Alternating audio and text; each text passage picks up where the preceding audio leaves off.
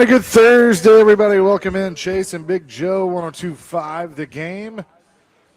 Chase McCabe, Big Joe Dubin, Dr. Crane, Nick Frazier back at the studio as well. We're live at the Omni Nashville Hotel at Barlines, our home away from home. We love it. We appreciate Omni for being the title sponsor of this year program. And, and look, we brought some hardware with us that we actually got in this building the other night. So. Fantastic. Yeah. It's a beautiful day, man. It is high school football starts tonight. So we are good to go and fired up. Big this weekend, college football's next weekend, NFL's after that. I mean, it is all perfect. So praise the Lord Almighty. We got some football tonight. Indeed. Dr. Crane, how are you? How are you guys? We're good. He's running around like crazy, isn't he? You know, just grabbing clips here and there and making sure everything's all running nice and spiffy. Well, that's why you're the best. We should get you sponsored by Sports Clips. Hey, listen, you still letting your hair grow out, or are you going to do that little I'm scared? No, I'm letting it grow out. The only person that touches my hair is my mother because she's been cutting hair for 43 years, and I promised her when I was a kid, nobody else will cut my hair. By the way, Chase, we've determined, since you were off yesterday, Dr. Crane is the most eligible bachelor in Nashville, Tennessee, because he can cook. Yeah, I can see that. He can clean. He can create. He can build things, and he's got that Italian swagger to him. Right, Dr. Crane? Sure, yes, thank you. Sure. Did you have a good birthday, Bubba? I appreciate the kind, gestures yesterday from everybody saying happy birthday. It meant a lot. I'm not a big birthday guy. I don't like to celebrate myself, so it was nice to hear from you guys, especially. You guys have been like an extended family members to me, so it just means a lot. So thank you. You're welcome. You deserve it. I've been celebrating myself for 13 years now, so it's good to go. Yes, you have, and as you should. Is that the Nashville's media darling? 13 years running. 27 years running. Okay. All right. I'm asking. I don't know. One in 2000, and then I told you there was a dear friend of ours when it's a self-made award. About 10 years in, she's like, "Hey, how did you win this award? Where can I apply for? Where can I get nominated?" I was like, no, you can't. It's just maybe next year. On and on and on. Yeah. So, again, we're at Omni today and excited to be here. Greg Pogue is going to join us for the entire 1 o'clock hour. The news was released today, and we're very excited about this, that Greg Pogue and Darren McFarland are going to be doing a show together on our sister station 94.9 The Fan as a part of the Game Nashville Sports Network from 10 to noon starting on Monday. And I love those two guys more than they know. They've done a lot for me, as has Big Joe. And so I'm excited about them getting together and doing a show, and that will be on 94.9 The Fan. So doesn't affect anything on 102.5. We've had George Plaster on 94.9. So it's two legendary Nashville voices now joining George on 94.9 The Fan, and you can hear that starting Monday. So excited about that. Good times there. So did we lose a bet? Is that part of our community service to have Greg for an hour? Yeah, probably. Look forward to that. So, no, it's good. Love those guys, and it's be a good opportunity. More fun stuff happening in Nashville. It all wins. It's a win for everybody involved, so good times. By the way, can you use your pull with Mike Organ so I can actually read these articles? You won't pay $1 a month, you cheap bastard, to do that for the Tennessean. I'm a media guy. I want free things. Yeah, right. We do that. Oh, is that an article? Yeah. Okay. Nice. Yeah. Mike's got to make money too, man. I get it. It's a good. He does. He's got to feed the cat. Good affordable deal, and his precious puppy dog. No, that's good. To do all that. So no, that's a nice little. Look at that picture of Pogue. I told you I found Pogue's high school graduation photo. You sent it to us, and that is fantastic. It's crazy, man. Crazy what you can find on the internet when you're bored and have no life. Yeah, well, it happens for sure. Yep. You got a rant today? I do have a rant. It's the same rant I had a few weeks ago, and it happened to me last night leaving a restaurant. Why are we locking the doors still? My 7-Eleven does this. Now, my favorite Mexican restaurant, I about put my hand through the glass last night because I was walking out, and so I didn't hit the handle, hit the door, the glass, and it shook a little bit. I'm like, why are we locking a door when you're leaving a restaurant or a convenience store?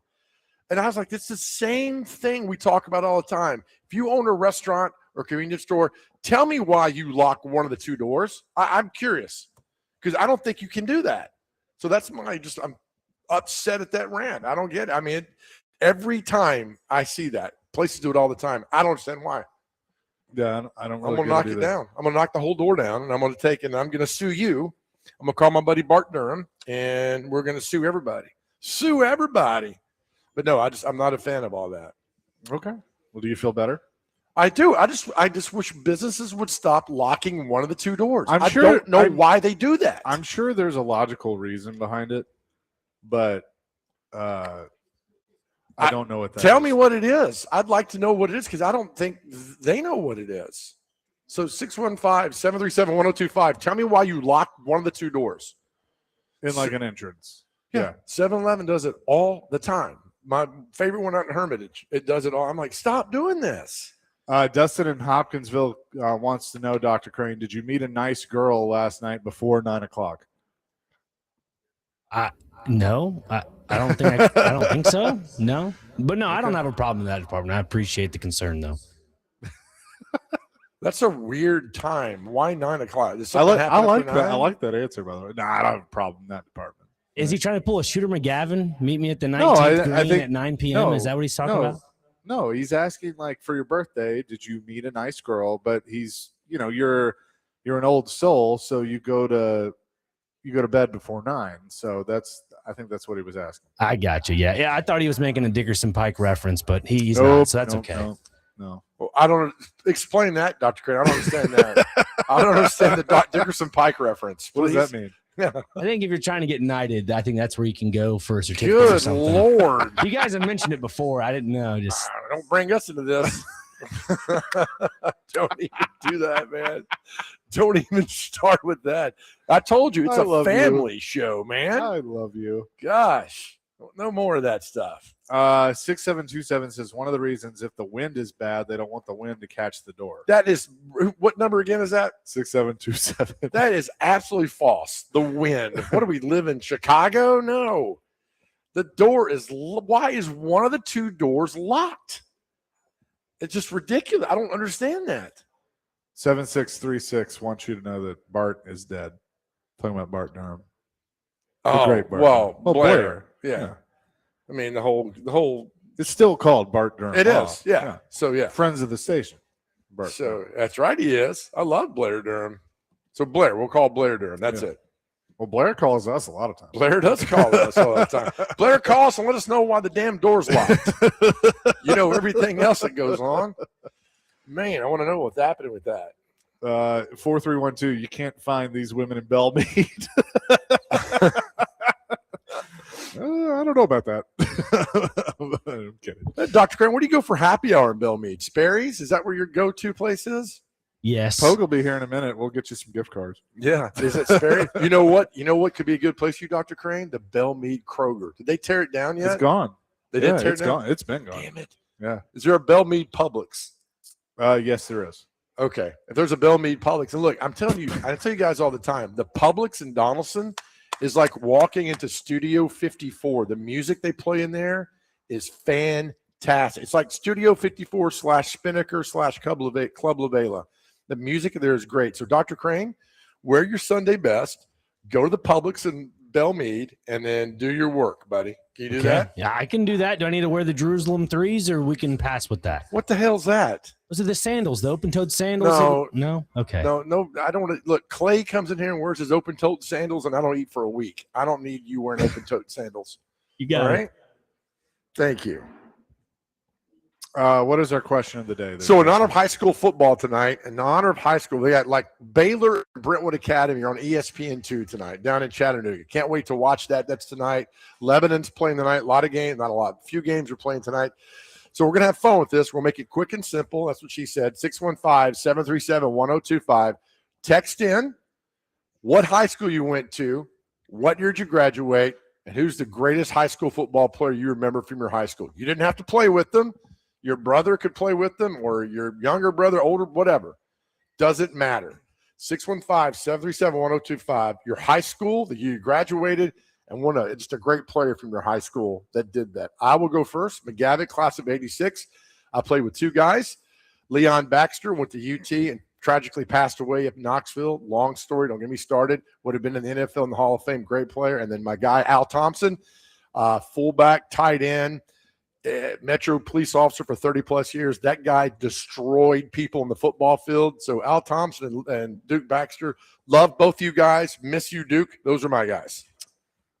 Let's see. I'm trying to think of good football players because when I was there, we were just happy to be there. Okay, all right. What I need a year in class, buddy. Franklin Road Academy, 2006. Attaboy. I mean, we had some good guys on our team.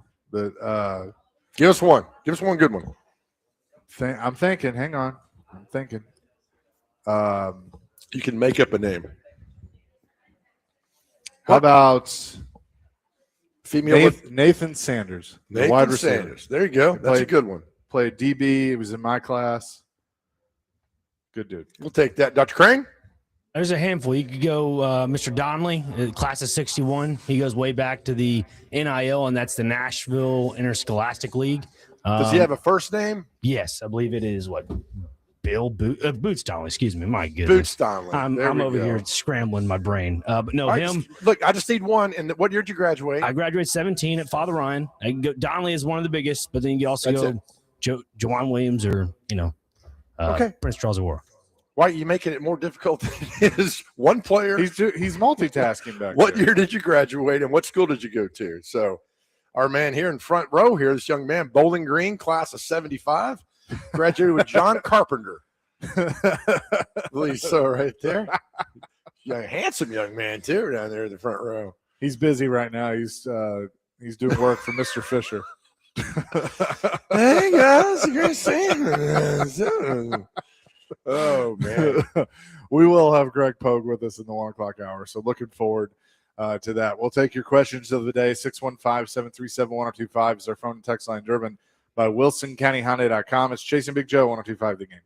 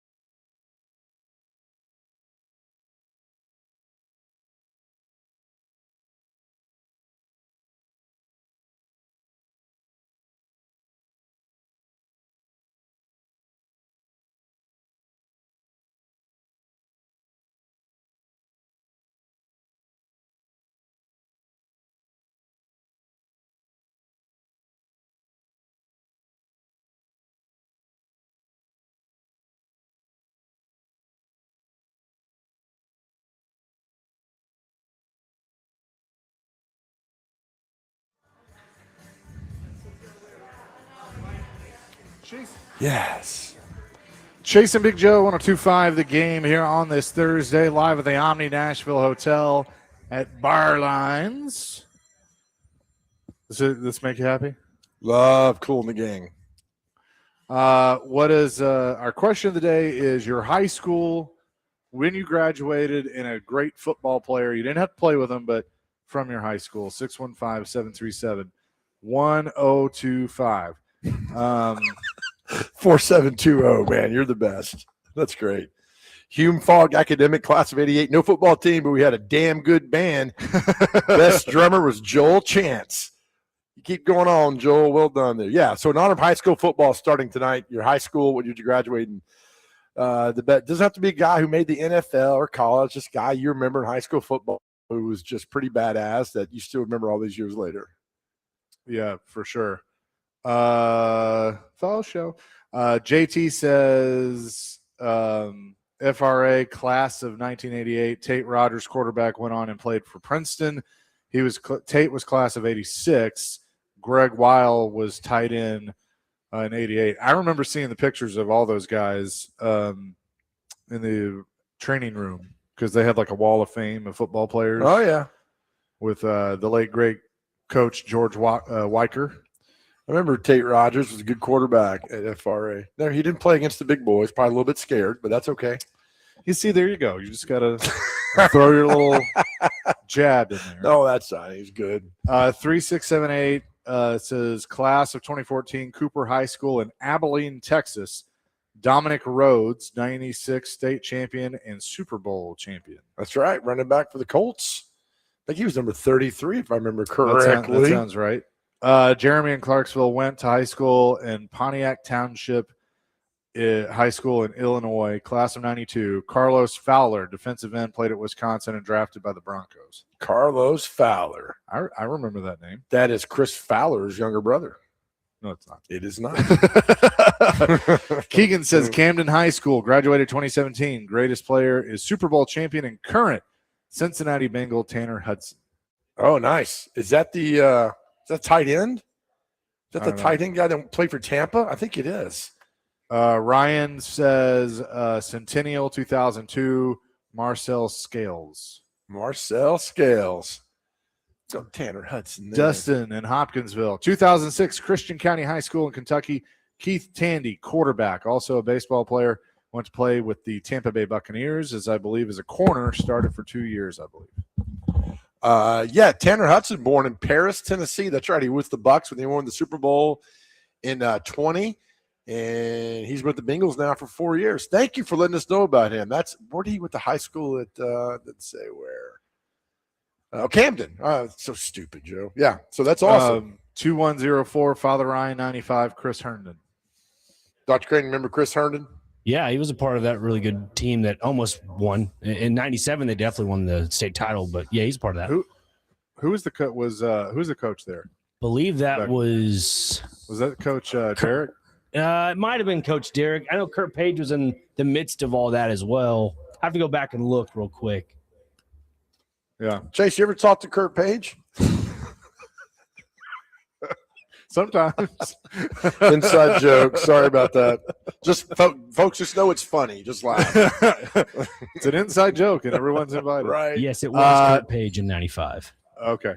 2765, Ravenwood High School, 2016, Van Jefferson. Yeah, we were at that game when they went for two, Coach Hester, and was it Maryville jumped the route, and they didn't win, but they won the next year. And I remember telling Coach Hester after the game, who's now at Riverdale High School, he's like, man, I didn't know. I said, perfect call. If I'm on the 3-yard line, I'm going to my guy, and that was Van Jefferson. I would do that call 1,000 times. 4312. My high school didn't have a football team, so I'll go with my college. I was the graduating year that Teddy Bridgewater was a freshman in 2011, so at Louisville.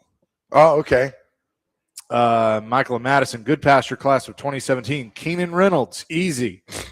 Is he any good? My Bible teacher loved that man. Yeah, he was good. He was great at Nate. They couldn't control Nate. Does he still hold the most touchdowns? Probably in college, or he did. Quarterback running the Wishbone at Navy. Here's a Game Blitz alum, 0581 Centennial High School, 2018, Tyrell Dotson. Oh yeah, Dude, he just barreled over that. Brian Rector was his coach there, and that dude just barreled over people. And he's still with who's he with? He was with the Bills for a while. I believe Miami, maybe. Yeah, I think he could be in Miami. Okay. He went to A&M as an inside linebacker. He was incredible. 0540 graduated from Overton in 2019. Would say Chris Washington was the best guy. Offensive lineman from Miami, was also in Nashville Christian for 2.5 years. And Daniel Batuli was the man. Oh, yeah. Went to Tennessee and played football. Yeah. Yeah, he's still with the Dolphins, allegedly. He signed a 2-year, $8 million contract last year. Just an FYI, this is from 0040. Just an FYI on Tanner Hudson. He had the #1 play on SportsCenter Top 10 last season. Unreal catch if you haven't seen it. Well, check him out. Thank you. Philip in Murfreesboro. Montgomery Bell Academy, class of 2000. Quarterback Ingle Martin. Honorable mentions, Will Bartholomew and Martin Simmons. Martin Simmons was good. That was a good little team over there. Yep. 8586.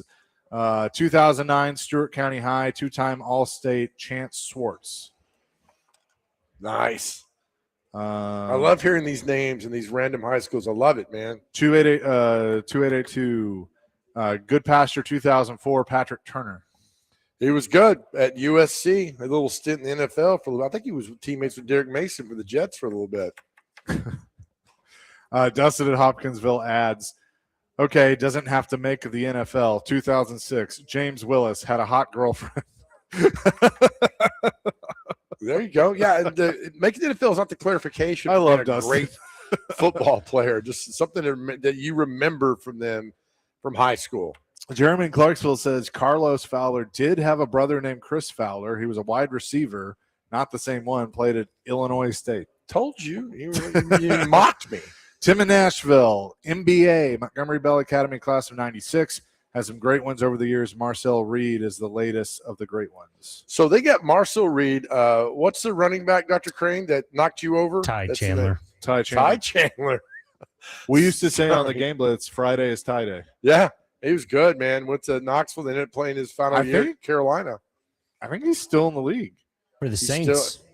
Is he with the Saints? Yeah, he had a nice preseason kick return for like 68 yards or something like that. Good. Let's see, 0507, John Overton High School, class of 83, Keith Davis. Well, that might be the best player ever played against that. I'll never forget playing against him at Overton High School and just recruiting with the Knoxville, and then he hurt his knee, man, and doesn't hurt his knee. He's in the NFL. Such a great running back. 4221, Glencliff High School, 1968, Bubba Dudley. Bubba D. Glencliff had some studs back in the 50s and 60s, man. And that's another thing. Is like, you know, I know we concentrate on now and today and the last couple years, but there's a lot of history in Nashville, some good football players dating back to the 30s, 40s, 50s, 60s. So never forget those. So Bubba Dudley, today's your day, Bubba. Jason in Clarksville says, I graduated from Clarksville High School in 97. No football players, but I got to watch Sean Marion and Trenton Hassel play basketball. Yeah. Sean Marion, nice little long career in the NBA. 3083 Hillsborough High, class of 75. Eddie Hill, running back, Memphis State, 6 years in the NFL with the Rams and Dolphins. I didn't know Eddie Hill went to Hillsborough. See, this is why this is fun, man. I'm going to look this up right now. I remember Eddie Hill vividly because he played in the Super Bowl, I think, with the Rams. It's not Eddie Hill, the race car driver. I know that. All right. Let's go now. See, this is why I like these segments. Yeah, I agree. Damn, Mike Organ should do a story on this segment, but he won't. He might. You never know. Maybe if we subscribe, he would do that. Oh man, Eddie Hill passed away last year, age of 67. Went to Memphis. So I just looked this up. Notable football alumni from Franklin Road Academy. Brian Schulman was a punter. I know. Graduated in 84, played college football before a professional stint as an NFL punter. What team? I don't know. It doesn't say. Let's see. Some others. Lance Wilhoit, who was there a couple of years ago as a wide receiver. He's at Oregon. Yeah, they've had a few since my time. Spence Jones, I remember him. When they moved to Division II, that's when things got a little better for them. Good. So 615-737-1025. Name your high school, year you graduated, and the best football player you remember. You don't have to have played with them, but just that you remember from your school. 615-737-1025. We'll have more coming from the Omni Nashville Hotel at Bar Lines 1025.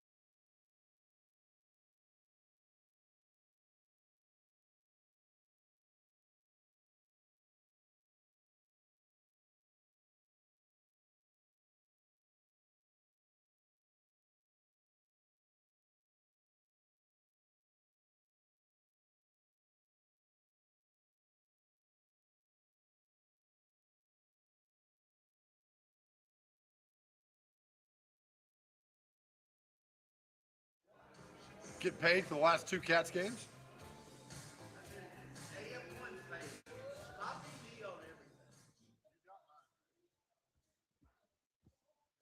Chase and Big Joe 102.5 The Game here on this Thursday.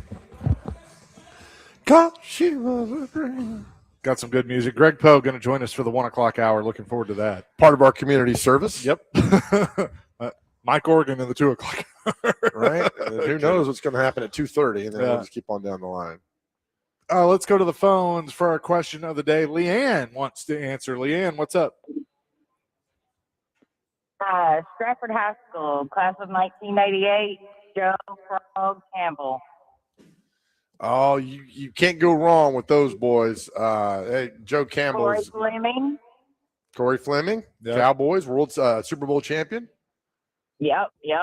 Go Spartans. Thank you, Leanne. Great call. Thank you, Leanne. What's that great line? Hey, everybody, Corey Fleming caught a pass. And that's right before he said, how about them Cowboys? Yep. That speech in the locker room. I guess it was Minnesota when he Wait, said that. so that was Fleming was a part of that speech? Yeah. Right. It's either right before that or right after. I didn't know that. That he was like, hey, everybody, Corey Fleming coming. Because I thought he goes, catch. and oh, by the way, one more thing. How about them Cowboys? It's in that speech. If you go back and watch, somewhere in there, he says that. So it's really very cool. So shout out to two of the best, Corey Fleming and Joe Campbell at Stratford. It's my goal in life to get Jimmy Johnson on this show. I would spend an hour talking to Coach. That'd be awesome. Let's go back to the text line. 3079. This is a good one. Beach 2016. Jalen Hurd. Best running back I've ever seen in high school. When a running back looks for contact and does it the entire game, you know that's something special. And he was a special running back. I really thought there would have been more with him. I think I know why there wasn't, but yeah, I mean, it just 2015 looked great in Knoxville. In 2016, that he got hit and spiraled down, and then ended up went going to Baylor.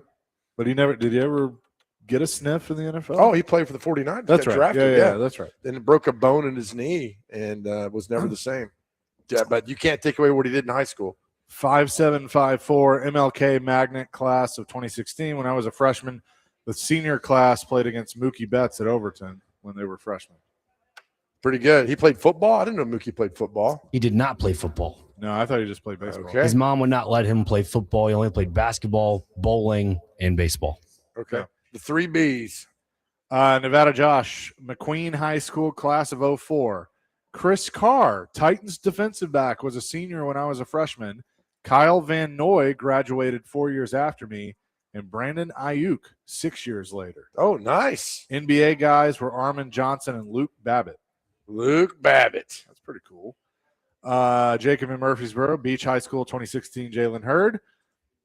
B-Man, Stratford High School, 96. Best player was Michael Coleman, running back. He signed with Alabama and then went to the big leagues in baseball, but didn't last long with the Red Sox. Played a long time with the Red Sox, right, Greg Pogue?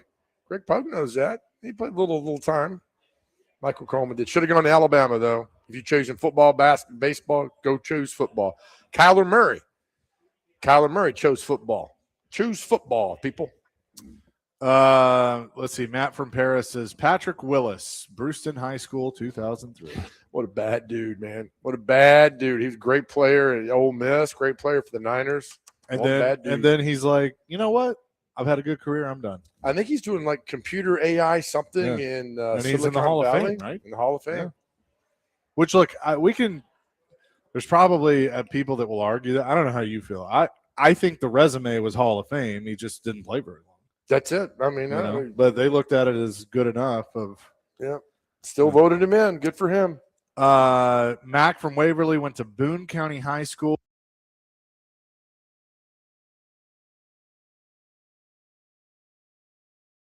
Seahawks, who played in the very first Music City Bowl at Vanderbilt. He did. He's also a very good friend of the guy that comes on with us at 1 o'clock on Tuesday, his brother, Matt Hasselbeck. Yeah, they were teammates. Yep, in Seattle for quite a while. Thomas in Nashville, good afternoon, gents and award winners. Congrats, by the way. Thank you. Tim Dobbins went to my beloved Glencliff High School a few years after I did. We had a split practice with Pearl Cone and John Baby Shack Henderson when I was there. Thanks, guys, from Thomas. Tim Dobbins, really good. Played at Iowa State and played in the league for a long time with the Chargers, and a very good underrated linebacker. And but yeah, just a good dude, man. And of course, we know about John Henderson and all he did. Well, we literally got a text. Surprised nobody said John Henderson as we talk about John Henderson.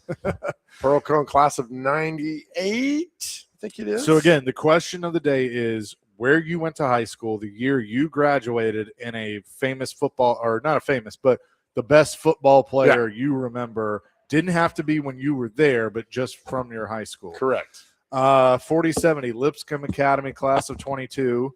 Sam Roush drafted 3rd round of the Bears. Class of 24, Brian Longwell, Junior Sherrill. Class of 25, Tony Carter, Arkansas State. Chauncey Gooden, Colorado, and CJ Jim Cooley, LSU. Is it Sam Roush? Is that Merlin Olsen's grandson? You look that up for a second, which I didn't find out for a long time. I'd like to have known that. Sam Roush with the Lipscomb and drafted Butterworth. And he is 6'6", 270. Nice for a tight end. Oh, his great uncle is Merlin Olsen. Okay. Okay. Wayne from Spring Hill, Mount Juliet High School, class of 2003. Doesn't name a football player, but a pretty darn good women's basketball player, Alicia Clark. Yeah, right. What has she done? 2-time WNBA champion. Yep, she was awesome, and just she ended up going to MTSU and finishing out there, and she was great, man. Jordan in Clarksville went to Taylor County High School in Campbellsville, Kentucky, graduated in 2006. Football program was mediocre at best. No real notable players in my era other than a classmate's little brother that became a legendary running back. Chris Thomas went on to play at Kentucky. We did, however, have some other legends come through. Clem Haskins in the NBA and J.B. Holmes in the PGA. Pretty good.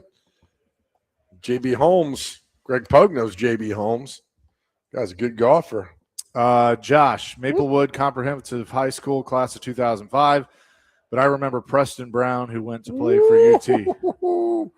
Him and E.J. Jr., man, those guys shouldn't be allowed to play high school football. They were already college size, speed and athleticism and strength and power for those guys at Maplewood. Preston Brown went to Vanderbilt, and E.J. Jr. went to Alabama and played for Bear Bryant and drafted in the league and played for the Cardinals for many years. Let's go to the phones. Gator Mike wants to answer our question of the day. Hello, Mike. Hey, real quickly, Joe, my mom taught at Maplewood, so I remember E.J. Jr. and then also Keith Ridley for basketball. Hell of a player. Pretty good. You're right. Hey, so mine, I'm good pasture, 1988. Armando Fitz went to Vanderbilt. Linebacker, played there. Good linebacker. He owns an Yep, F1 team, right? Does he own an F1 team or a IndyCar team in Charlotte? I think it's IndyCar. I think you're right. Yeah. But also, finally, you talked about Jalen Hurd. If you remember that senior year, they had an ESPN high school football game between Beach and Station Camp because of Josh Malone and Jalen Hurd. And Jalen Hurd got hurt in that game, didn't even finish the season. So he would have had a more illustrious high school career if he would have got hurt. So, you're right. What did he hurt his shoulder? What did he hurt his shoulder or something? Yeah, shoulder. Yeah, I think it was like in third quarter or something. But clavicle. He got wild. popped. And, Under the pad. Yeah. Chase, my mom lives right by McGavock High School. Every Friday night in 1986, all I could hear across the PA system was either Joe Dubin or Walter Wells. It just blasted over the PA system all the time. Well, seeing as I wasn't there in 1986, that's a pretty good memory. Oh, okay. 85, Joe. There you go, buddy.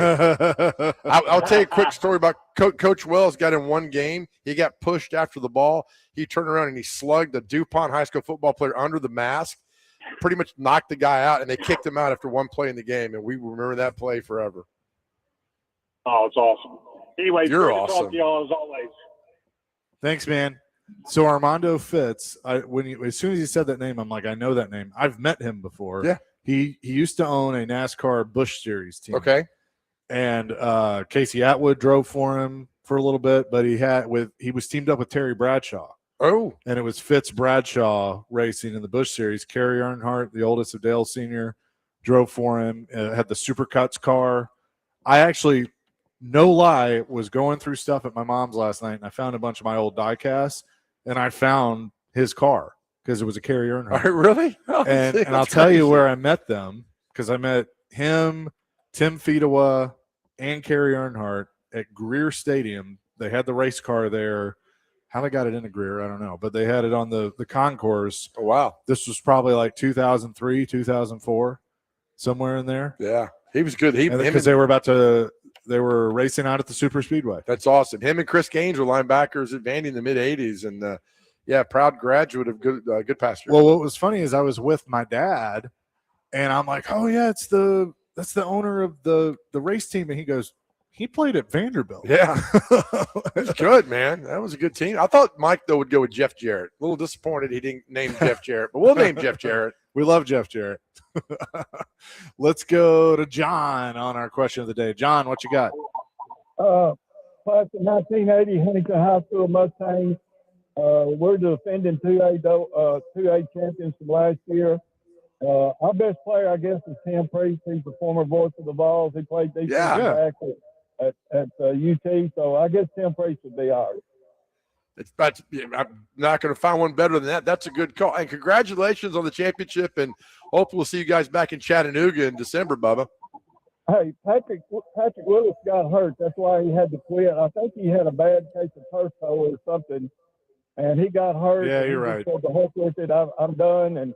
But I got to see him play in high school, and he was a man amongst boys in high school. Oh, he was. Turf toe got Franco, got Terry Bradshaw, got Jack Lambert. Turf toe ain't nothing to mess around with, man. It ain't. But Patrick's done well. I work for DCS, and I help with his foster family. So Patrick and I, we go way back. John, let me ask, where are you right now? I'm in Paris, Tennessee. Paris? Look at that. Isn't that great, man? You're in Paris, and we're connected right here, John. Thanks for calling in, buddy. Yeah, I listen every day. I always love to answer the questions, so I thought I had to call in today. Thank you, John. We appreciate it. John, Thanks for the. Love it. All right, bye. You too. Paris, isn't that crazy? Yeah, we love this Paris. little show. We love Paris.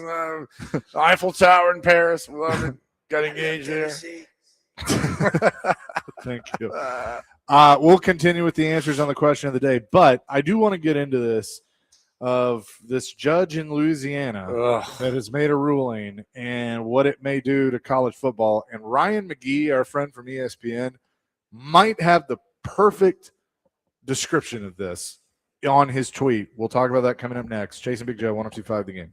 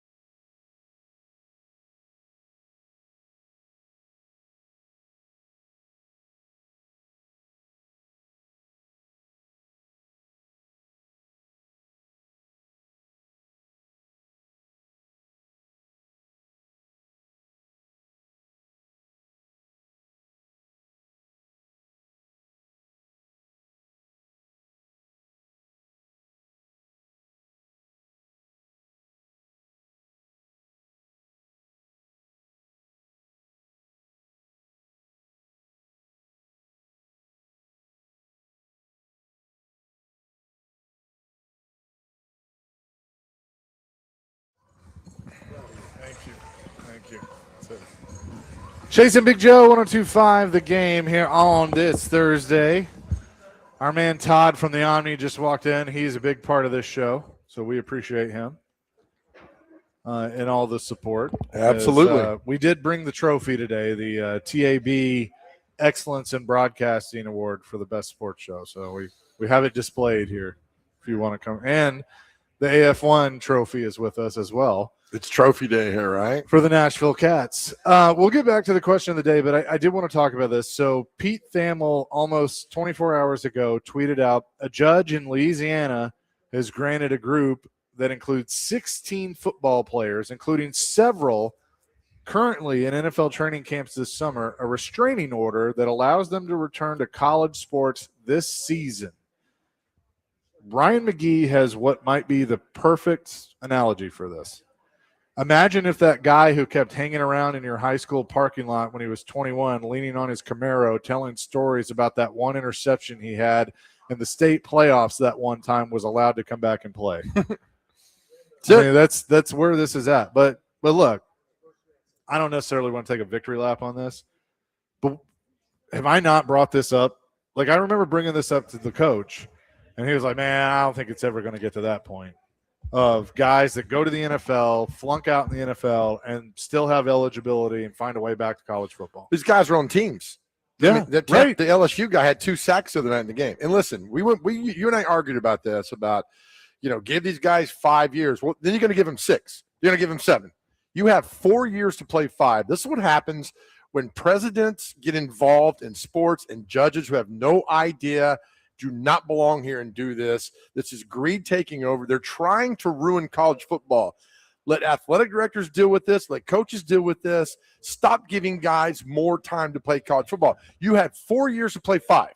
Why you want 5 to play 5? I don't get it. 5 years to play 4 is what you're saying. Yeah, 5 years to play 4. Yeah, exactly. Sorry, 5 years to play 4. If you get injured, you get red. That's fine. And now it's just complete chaos. And this judge ruling. This guy had 2 sacks in an NFL game. Now, these are undrafted players who did not get paid. Here's my ridiculous. This is why. Hear me out on this, because I know you're passionate and I respect this. But the only reason I say 5 to play 5 is because in 5 to play 4, you're already there. You're already there. You're practicing. Like you're just as much a part of the team. You just have a red shirt.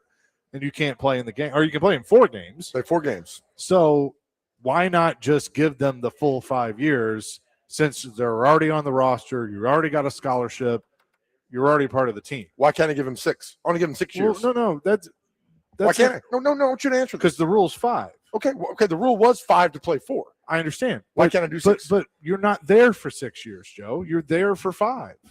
A lot of guys could be there. Why can't I be there for 6? I want to know. I mean, there's an injury thing that they've granted, but no, I'm with 5 you. 6 is to too. Play 4. Get out. But do you not hear what I'm saying? I do, and I'm not on board with it. You're just giving into 5 to 5. You're giving into these guys 5 to 4. I'm not giving into anything. They're already there. Freshman, sophomore, junior, senior, get out. But there's already a red shirt senior. That's if fine. You take the red shirt year, you're already there. Perfect. You get 5 to play 4. I got no problem with that. But 5 becomes 6. 6 becomes 7. You know how this works? No, and it shouldn't. Yes. Because to me, it's already pretty clear cut that, again, you're there, you get red shirt as a freshman, but you play 4 games or 3 games or whatever. You're practicing with the team. You're a part of the team. My thing is just – and if the coach doesn't play you, the coach doesn't play you. But that's a year. You burn a year, but you're there 5 years. You're there 5 years. I'm not a fan, but that's what we'll argue. We'll agree to disagree. Okay. Do you think Diego Pavia called his attorney last night? 100%. Right. And I don't blame these guys. But this guy's in the NFL. This Jack Pyburn guy's in the NFL. Here's the thing on that. I don't agree with it, but if it's allowed, I don't blame him. He's not on an NFL roster. Yeah. So my thing is, if this allows him, now I don't think this applies to him, but because I think he's pretty much used up everything. But but my thing is, if it did, I don't blame him. I don't have to like it. I don't blame him at all. I mean, but they allowed the situation to happen, allowed the situation to come up. And so now it's just, this judge here, that judge there, temporary restraining order. All right, so how about this? You temporary restraining order, this guy for Tampa Bay goes back to LSU and plays, okay? Yep. And then the judge lifts it and says, you can't play. Well, then he's screwed because he ain't going back to Tampa Bay. LSU doesn't want him, and you're gone. Well, I mean, look, what are we doing here? If he makes, I would hope if he makes it in Tampa Bay, he stays in Tampa Bay. Yes. Now, he's probably making less money in Tampa Bay, but, But that's the thing. You go back and they lift that temporary restraining order, then you're screwed. You're not getting nowhere to go. They're just taking away. I mean, where does this end? I get it. And I'm with you. There's got to be an end to this at some point. Thank you, Todd. There's got to be an end to this at some point. Yeah. But because I think what's in the bill in Congress is five for five, something like that. Yeah. I mean, that's all that is a compromise. And then just get rid of red shirts. Once judges get involved, once government gets involved, it's just, how that works. It's terrible. It's not going to happen. And then there it is. I mean, ex-Ole Miss starters granted restraining order for fifth year. It's on ESPN.com. Pete Thamel had the article, and then on and on and on. It's just, I don't know where it ends. I don't know what the next. So now it's like run to the judge, you get a temporary restraining order, and on and on and on. Nobody knows who's in control. Nobody knows what's happening. Judges need to stay out of football. Government needs to stay out of football. You screw everything up. Just get away from it. But then you get other people who are getting into college football who don't belong there. These presidents drive me crazy some days because they meddle and get in there. They shouldn't be there. And then you get what you have right now. I mean, half the time, Chase, we talk about NIL and garbage like this instead of what's happening on the field. I want to talk about Tennessee Furman, Austin P. Vandy, MTSU Murray State, whoever Cumberland's playing, Memphis and UNLV next week. On and on. I want to talk about tangible games. God, that is next week. And not nonsense restraining orders. I hate it. Jeremy in Clarksville, Division I football is nearly to the point where it needs to become club leagues like soccer in England. We're fooling ourselves thinking it has anything to do with college sports at this point. Great point. 1289 or Scott in Clarksville. Do players care if they can only play 4 games in their redshirt year if they still get paid the same in their NIL contract? That's a good point. It's a great point. It used to be back in the day. You played 1 snap, your eligibility was there. Boom, gone. And now it's 4 games. And the bowl game doesn't count towards your 4 games. Yeah. Well, because didn't Nick Vattiato his freshman year, he was redshirted but played in the bowl game? I don't remember. He's Bahamas Bowl MVP. Yeah. I think remember. that was the year that was a redshirt year, but he played that game. I think you might be right. Yeah. And the next year was Chase Chamberlain that came in and did it, and then Nick took over after that. It's just chaotic, man, in so many ways. I mean, I was floored when I heard the ruling yesterday, and that guy from LSU that had the sacks in the game for Tampa Bay. I was like, what are we doing here? Yeah. Well, I mean, I kind of unfortunately felt like it was coming. So coming up next, our buddy Greg Pogue going to join the show for the 1 o'clock hour. We'll talk all things with him, including his new show with Darren McFarland that debuts on Monday on 94.9 The Fan from 10 to noon. We'll talk more about that from the Omni Nashville Hotel, 102.5 The Game.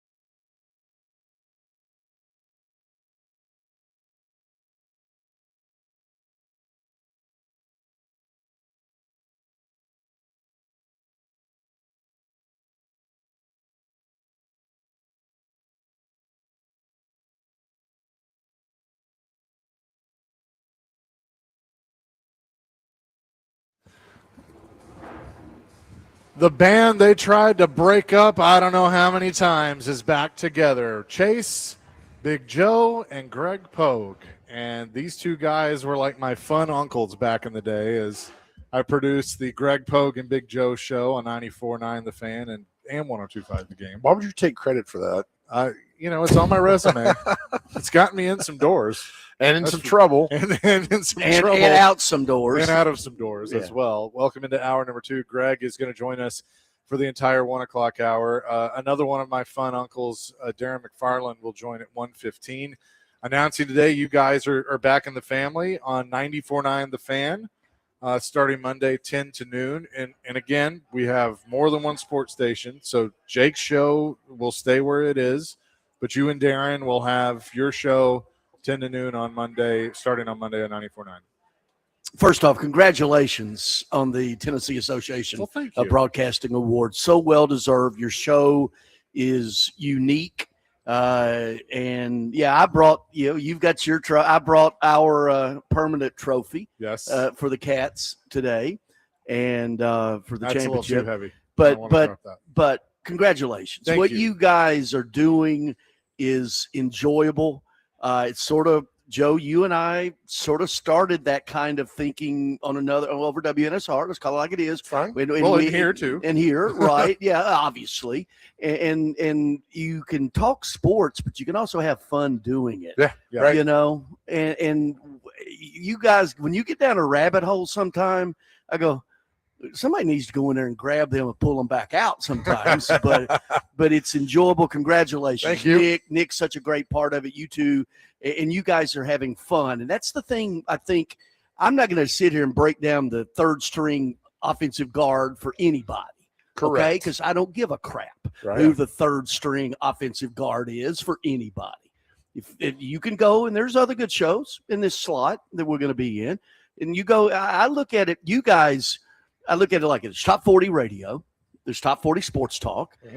We're going to be classic rock. You guys are like jazz. You don't know where the hell you guys are going. I love it. That's a great description. I love it. But thanks for having me. And it's just been, with the Cats, you guys are part of it. Last year, this year, doing the Vice, national semifinal game, national game. McAfee gave you one hell of a run. He did. Cool. It was cool. And so to be a part of what it's been through, and I've been thinking about this for a while, coming back, and the slot sits up perfect for me because 10 to noon, because I'm obviously still going to be chief operating officer, partner of the Cats, so we got to build on that momentum of winning the championship, leading the league in attendance, leading the league in merchandise sales. You were part of it. You saw it, what we've created over there. But this slot, I can leave the house at 9, get the station at 9:30, and I'm done at noon. Yeah. And then I've got all the other things that I got to do. What about your pre-show meeting? That's usually about an hour, isn't it? Yeah. Listen, the amount of inside jokes and jabs that are going to be a part of this hour. Oh, man. Well, because here's why this is extra special for me. I mean, when I think about my career, there are really 4 people that have kind of gone above and beyond to make sure that I learned the do's and the don'ts.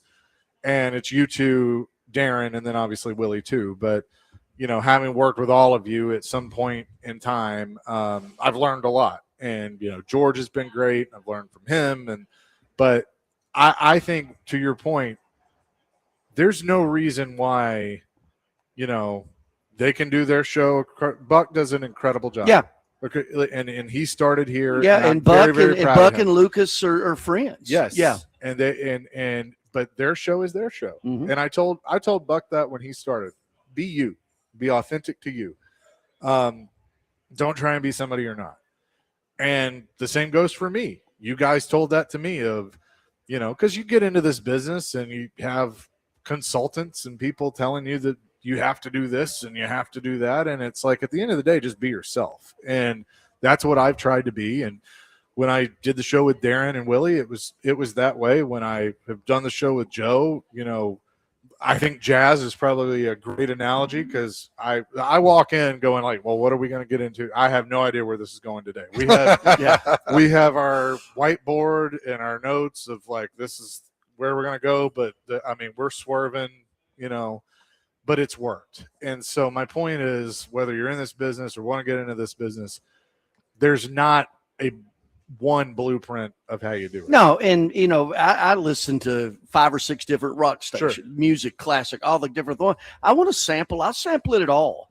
And with Darren, and Darren and I have never worked together on a day-to-day, which is crazy. Because it really, we've done a lot of things together, but not a daily show together. Did y'all do the Titans pregame? Yeah, at one point in time. Yeah, from here, right? I think so. I think it was. No, it was.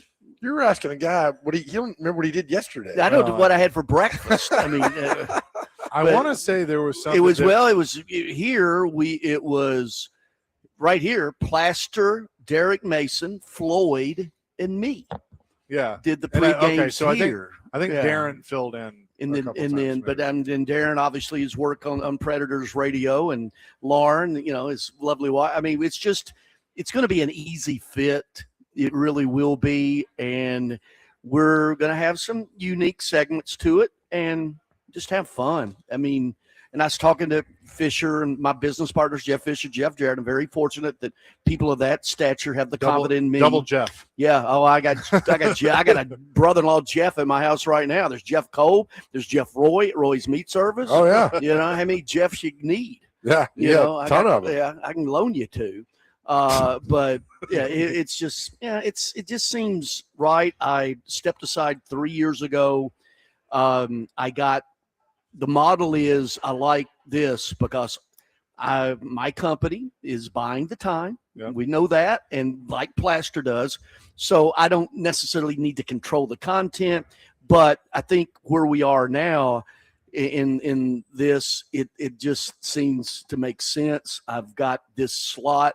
It's going to be free for me, and it gets me out of bed earlier. I'll say this. I'll say the same thing to you. I said to Plaster when he did his deal, because he joked. He said, "Me buying the time means you can't tell me what to do." And I said, "It's not like you were going to listen to me anyway." Yeah. Can we have you and at the Cats? Y'all do some great in-game promotions, but when they get in the big old bubble and they run into each other. Can we get you in Plaster to do that? I have those inflatable bubbles in my garage right now. I mean, my warehouse. Yeah. I'm serious. Yes. You want me to bring? And my wife says, "What are those things out in our garage?" Yes. Because we have animals. I mean, we've got chickens. We got in our garage. They're not going to last. But those, where the roll you get in them and you run over, I'd love to see you two run to each other because it would be the smallest, softest bounce off each other in the history of the bounce. Well, I wouldn't even need to put the bubbles on for that. I mean, I'll bring them. And also 15 years. I know, a week from Friday and over at T-Line. Yep. Congratulations. Darren was the very first guy to sign on, right? It was Darren McFarland and Brad Hopkins. Yep.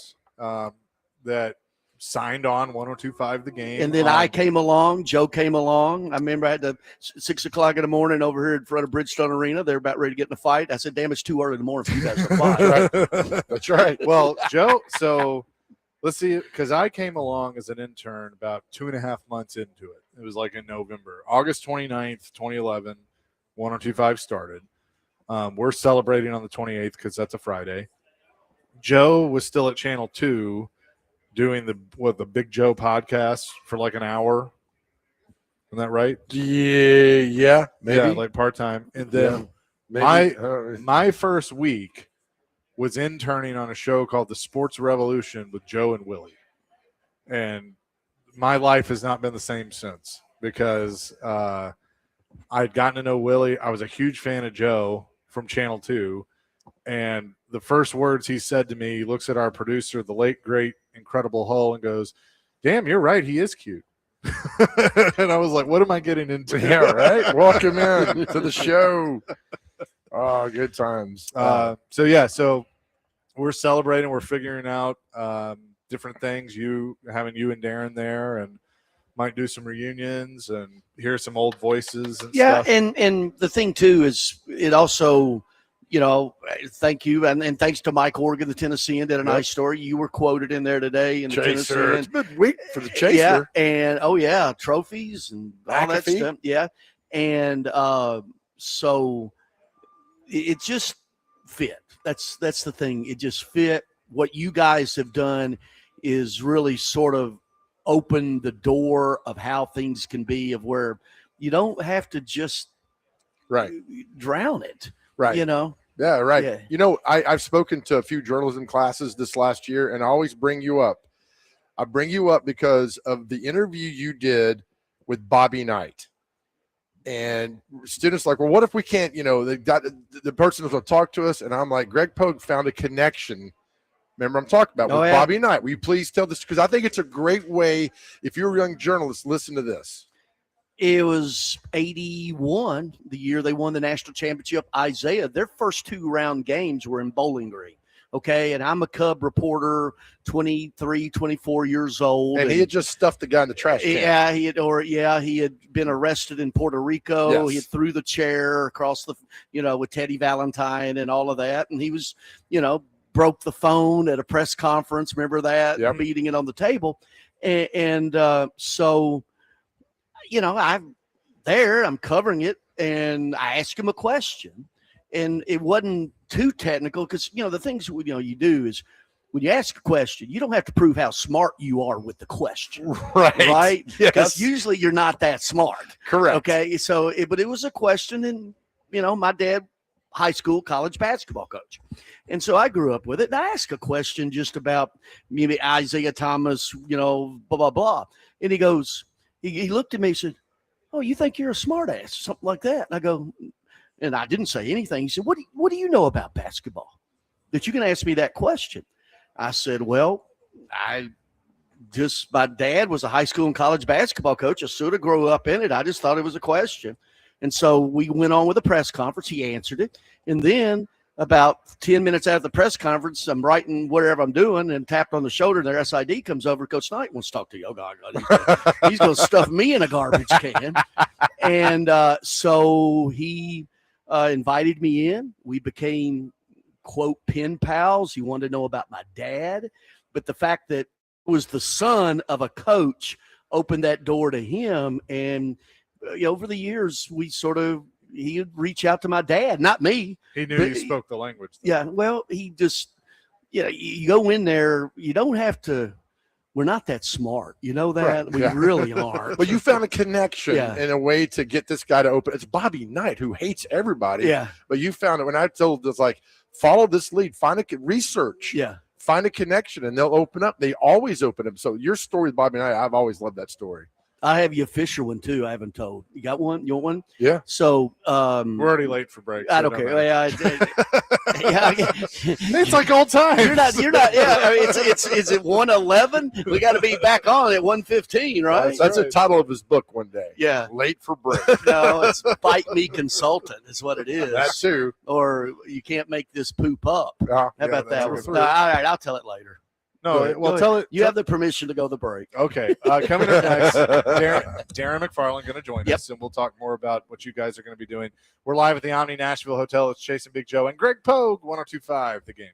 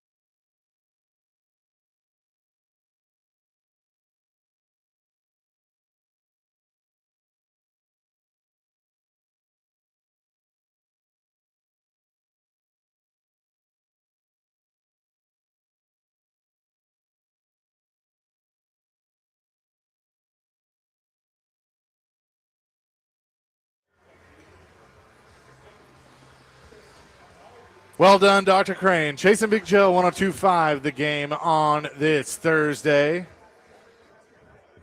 And excited to bring in my good friend, our friend here at 102.5 The Game, the first voice you heard on 102.5 The Game, and he'll be doing a show on 94.9 The Fan starting Monday with Greg Pogue from 10 to noon. Darren McFarland joins us now. D-Mac, what's up?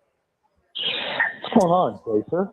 It's just chilling here with the Pokester at Bar Lines, a place that you have been quite a bit in your days here. But excited, congratulations, and I know you're excited to get back on the air and work with someone that, as he said, you have never done a show with before, which is hard to believe. Not on a regular basis. We have, I think we have filled in together, so it's not going to be dull. It'll be called a lot of things, but it won't be called dull. That I can promise everybody. It'll be a lot of fun, and I promise every day you will know what you're going to get. So that excites me too, right? I mean, every day is going to be a new adventure with Greg Pogue. Well, and I think I said to Greg when we were talking about this that, I mean, between the two of you, it's well over 30 years in this market alone of broadcasting experience, right? Oh, it's every bit of that and then some. Not to age ourselves, but yeah, we both have a lot of history. I mean, both of us were here when the site started. I mean, going from Memphis to Vanderbilt to LP Field. So yeah, that's how far back it goes. Well, Darren, hey, by the way, we're both born on February 1st. Is that a good thing or a bad thing? I knew that. Yeah, I knew our that. birthdays, we share a birthday, so we'll need fill-ins on February 1st every year. Well, Darren and I have known each other, great guy, and we're just like brothers, like we all are, right? And Darren, what I was saying to Joe and Chase, by the way, again, congratulations, the #1 sports talk show in the state of Tennessee for major markets, so well deserved. And I was going to say they have a blueprint, but they don't. There's no blueprint, right? And so, if you want to know who the third string left guard is for the Titans, you're not getting that. You keep bringing that up. I think you really want to know who the third team left guard or right guard. You bring that up every time. Do you know who the third team guard is for the Titans? No, because we don't. We don't care either. I promise that'll never be discussed on our show. That's for sure. Well, Darren, I was saying, before we brought you on, the three of you have done, and I pull Willie into this as well, but have done a lot for me in my career. And I said, look, there's not a perfect way to do it. I've taken things that I've learned from Joe. I've taken things I've learned from Greg. I've taken things I've learned from you. Some of those, from all three of you of what not to do, but I've taken a little bit of everything and then make it my own. And that's what makes this fun. There doesn't need to be a blueprint. Everybody just needs to be themselves. 100%. Cannot disagree. And good for you, Chase. Really good for you. And Baby Bird is not Baby Bird anymore. Baby Bird is, I thought Baby Bird would just fly away, never to be seen again. No. I love what you've done, man. And well, you had some opportunities too to go elsewhere. I did, and yeah. So Darren, nothing's changed. Greg likes cutting off people talking. So well, he just a minute ago there was like 3 seconds of dead air. I thought I'd jump in because he's on the phone. It takes a second to get here. Okay, but Darren, you know this. I know 100% when I signed up. I love it. But no, on the other side of this is that, when you do a show with somebody that you trust, have fun with, the only time I look at the clock is to make sure we're going to break. It's never a time of like, oh, God, get the show over with. So I understand that with Greg, when you get somebody well, to keep the show going, keep the viewers entertained, keep them calling in, is that way. And it makes the job a lot easier when you're doing somebody that you love and trust. Joe, 100%. I know you and Chase have fun every day. We're going to have fun every day. And if it feels like a job, you're in the wrong business, right? And I know you guys approach that every day, and we're certainly going to approach that every day. It's not going to feel like a job. It's just going to be fun. It's just going to be on that talking to listeners and getting the interaction and talking about whatever the heck we feel like talking about that day, right? So, that's the best thing. Yeah, and it all starts with that 1 hour pre-show meeting that you do every day that we all do. And Greg loves those meetings. He leads them well. He's like the sergeant at arms. Well, if we could have all the shows at the Omni, we probably would have an hour pregame show meeting because we'd go eat. This is 100% true. Darren McFarland is with us.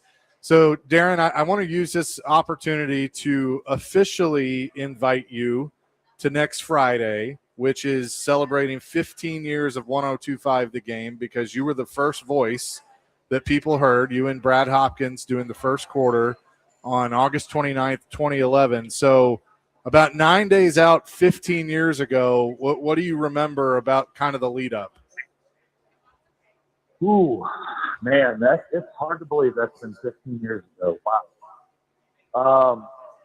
A lot of work went into it. What's been fun is to watch the growth. Cromwell Radio, right? Because it's foreign to everybody. They never had sports talk radio. They had never had been a flagship. So it was a real learning curve for a lot of people. I just know a lot of time was spent just getting everybody kind of talk through what was about to happen, right? What they had embarked on. But it was awesome. It was nerve-wracking. I've been very fortunate in my career. Man, most people never even get the opportunity to introduce a radio station once in their career. I've been able to do it twice. I have no idea how, but I have. And it was a whole lot of fun. It was a ball of clay. 102.5. Well, I tell you right, I'm going to jump in. First thing we're going to do, get you off this cricket. We're going to get you a phone trade. Yeah, you were breaking up a little bit there. Is it breaking up? Boo. There we go. Yeah, that's better. That's better. Put your lips next to the phone. Yeah, there you go. All right. Well, you'll have a microphone next week. It'll be easy. I don't even know what you heard. Well, every third word sounded good. It did. Well, maybe I should take that approach on Monday. Maybe I'm better on the radio when it's every third word heard. Yeah. But, hey, I do want to say this. Thank you, obviously our model to Larry Schmittou, Mike Schmittou, Steve Schmittou, Ron Schmittou, Philip Cox, Strikers Fair Family Fund Centers. They are our presenting title sponsor. They're the one that are allowing us this opportunity with this business model. So we're going to be doing their shows out at Strikers Fair Family Fund Centers. And Larry, I get to go and have dinner with him at Cracker Barrel whenever I want to. So that's good. But the Schmittous and Philip Cox, thank you for believing in us and everybody who's believing in us. That's this is about relationship. We were talking about that the other day. This world is totally about relationships, especially the bigger the market becomes. Like Todd here. You're here because of Todd Rodermel and his belief, okay? That's a relationship. Yep. Well, and I was going to bring up too, so when I first started and was interning and then eventually got hired, one of the duties that was assigned to me, because folks get into this business, duties as assigned is something that employers use to make you do whatever they want you to do. And I got there was a little show that Darren was doing called Race Night with Liz Allison. And, I already love NASCAR, but you talk about a relationship. I mean, the one that I built with Darren and Liz opened so many doors in NASCAR. And that's how I'm able to be the PA announcer out at the Nashville Super Speedway. So, it starts with something simple. And D-Mac, we had some fun on Wednesday nights doing race night. And then you did the UFC show as well. Yeah, some of my biggest radio bloopers ever were with Liz Allison doing race night. Yeah, actually, some of my most unprofessional moments in radio have been on that race night show. But boy, did we have fun! And we had drivers say some crazy stuff to us that went national. Yeah. Some of them for the wrong reasons. I remember Ed Carpenter about Danica Patrick. That went national, and I think Ed Carpenter probably regretted it, but it certainly made news.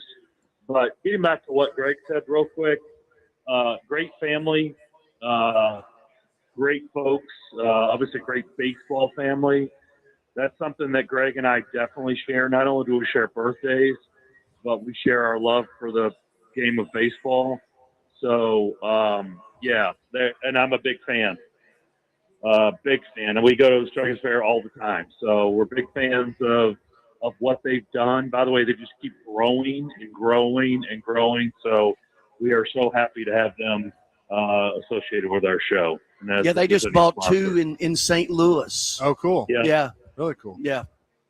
That's awesome. Well, Darren, I'm excited on a personal level to have you back in the fold. Obviously, you and I go way back. 15 years, and it's going to be fun having you with us starting Monday from 10 to noon on 94.9 The Fan with Greg Pogue. But looking forward to it, and I know that we're gonna have some fun along the way.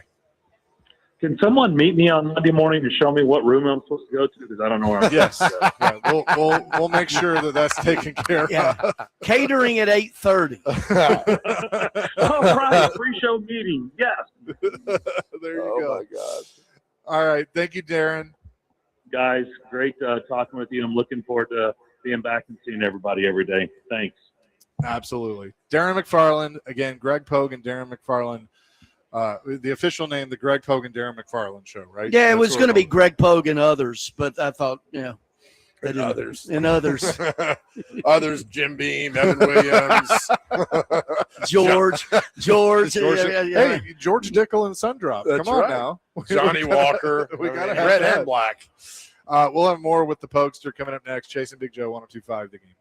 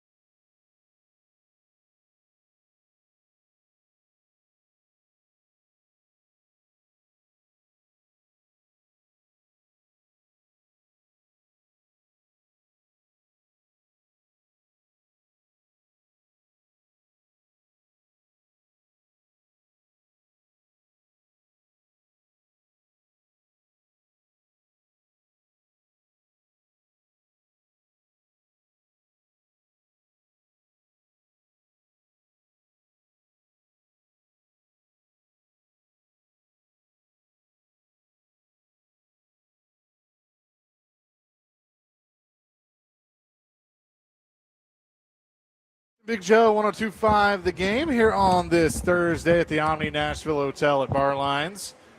Hanging out with our man Greg Pogue. One half of Greg Pogue and Darren McFarland show, which debuts Monday at 10 on 94.9 The Fan. So I call it 94.9 The Fan will feature legends of Nashville sports talk.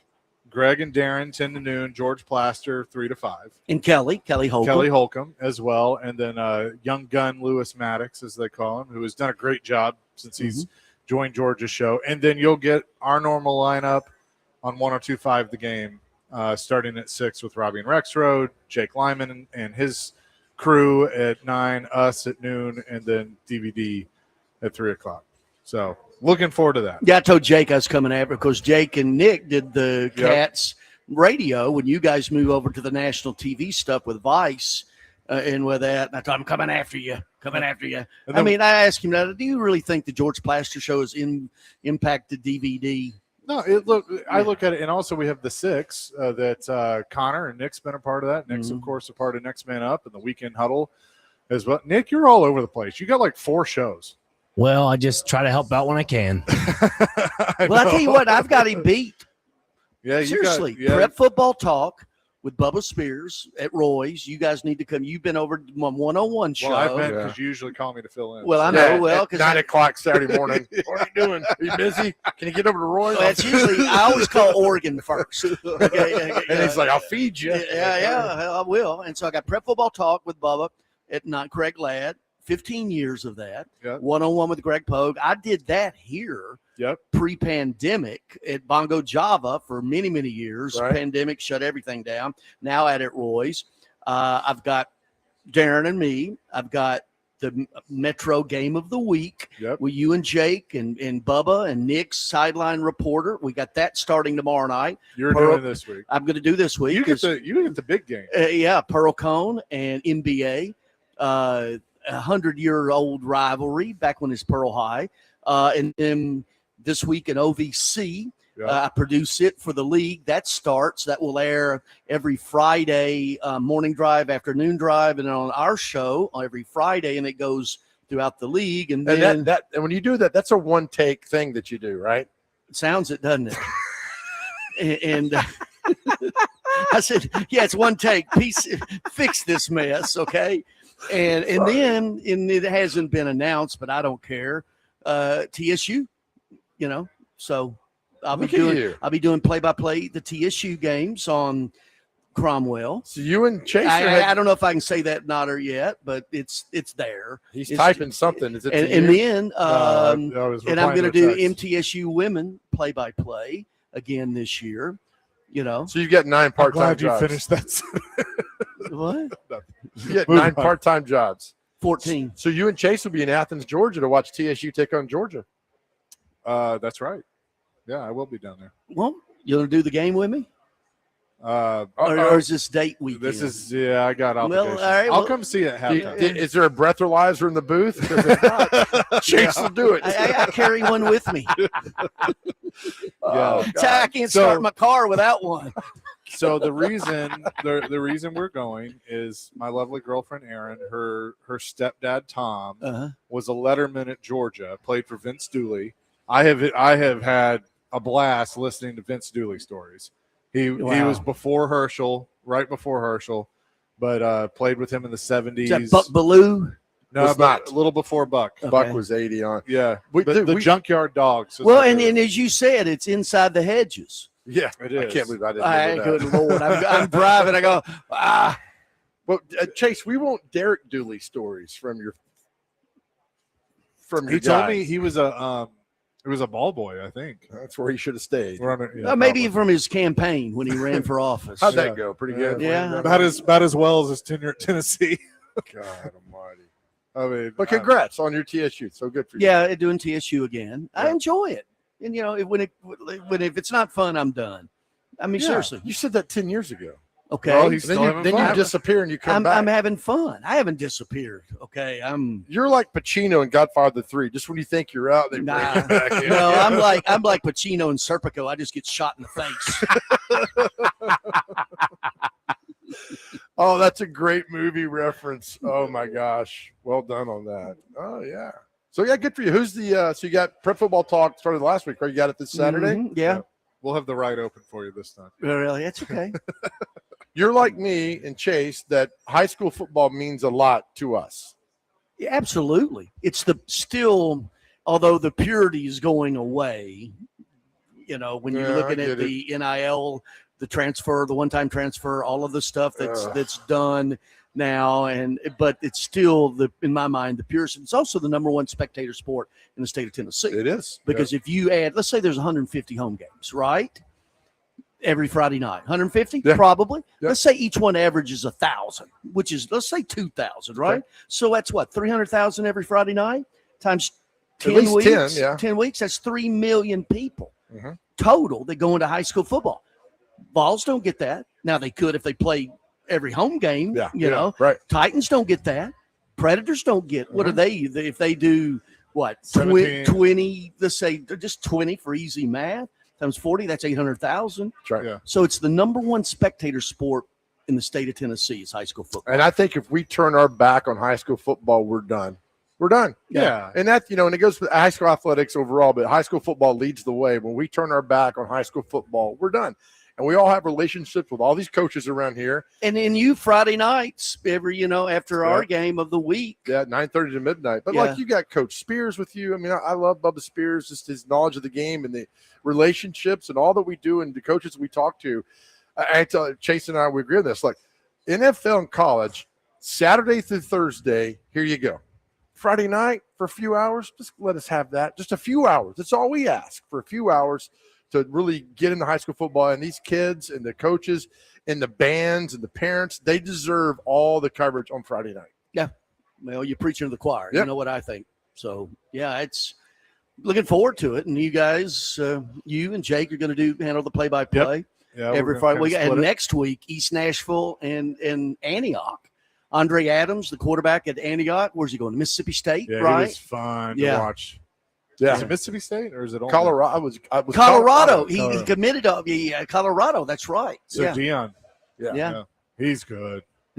I remember watching one of his games, the first game I saw him do last year, and I looked at Coach Spears and I was like, you ever seen an athlete like that? Well, he's like Lamar Jackson, Marcel Reed. I know you. It's so funny.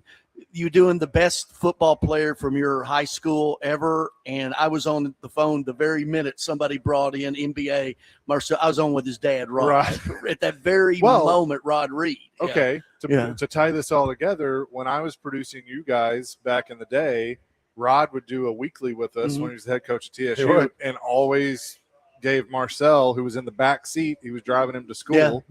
Gave him like, hey, Marcel's in the back, and gave him a shout out. Like, now he's making what, 1.4 million a year. He is. And then, look, is this junior year, senior year? Sophomore year. 23, 24, 25. This is fourth year. So I don't know what it is. I don't know what he's listed. He's his fourth year. Yeah. Yeah. And then, we'll probably get drafted. I would think. You'd hope so. Damn good quarterback. Yeah. So he, I can't best high school football player you've ever seen, period. Keith Davis at Overton High School. He's the not best. Local, just period. Keith Davis. I mean, he was. Yeah. You Chase? Golden Tate. Yeah. I saw we scrimmaged against them my junior year, and Dan McGugan was the coach at FRA at the time and said, hey, watch number 3. He was messing with me. He was like, watch number 3, give me a scouting report. And I was like, sure. First play of 11 on 11 they ran, he just burns the corner, wide open, untouched, down the field, touchdown. Yeah. And I turn around and I look at coach and go, he's really fast. Mine. Thanks for asking. Mine is. I was back in the '80s. I had a distribution company in Bowling Green, but lived in Gulf Shores, and I would come back once a month for that. But I was writing for the Mobile Press Register, and they wanted me to cover Pensacola and Escambia County. Okay, Emmett Smith at Escambia High School. When he broke through the line of scrimmage, he didn't he looked for somebody to hit. Most players would just run to the end zone, right? Right. He would go sideways to find somebody to run over before he got to the end zone. Emmitt Smith in high school. That's a good one. I bet that was good. Well, I bet people that covered Derrick Henry in high school kind of thought the same way. We'll have more with Greg Pogue coming up next. Chasing Big Joe on this Thursday, presented by the Omni, live at the Omni, 102.5 The Game.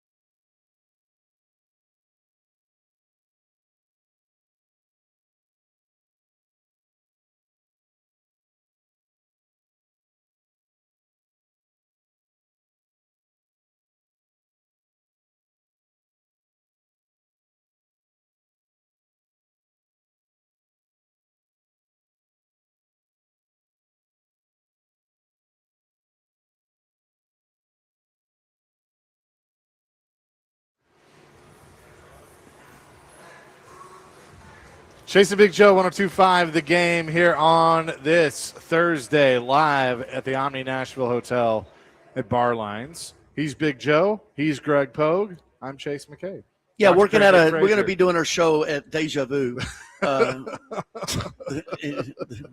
you now? Yeah, whenever people get their Social Security money in those days, and they're going to pay us in dollar bills. Yeah, actually, I mean, don't get me going, okay? You know, I went strip club and made it rain. One of those nickels put a girl's eye out. That joke is stands the test of time. It does. Right? Yeah, I got I need an outlet. I need an outlet. We are your joke station. Yeah.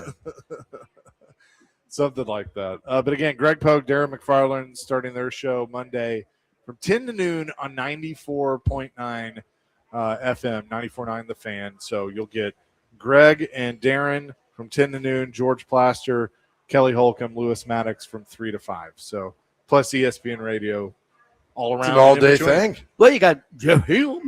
Jeff Hill. The sounds. Love Jeff Hill.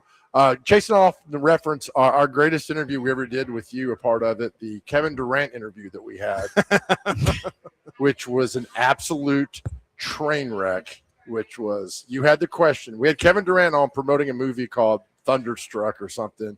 He had no idea where he was. He had no idea who we were. He did not want to be there. In the middle of the interview, Greg says, "Hey, man, do you know who you're talking to and where we are?" Well, you know what city we're in? Yeah. He had no idea. He had no idea. And from that moment on, it just went straight to hell. Yeah. And it was great. We laugh about that all the time.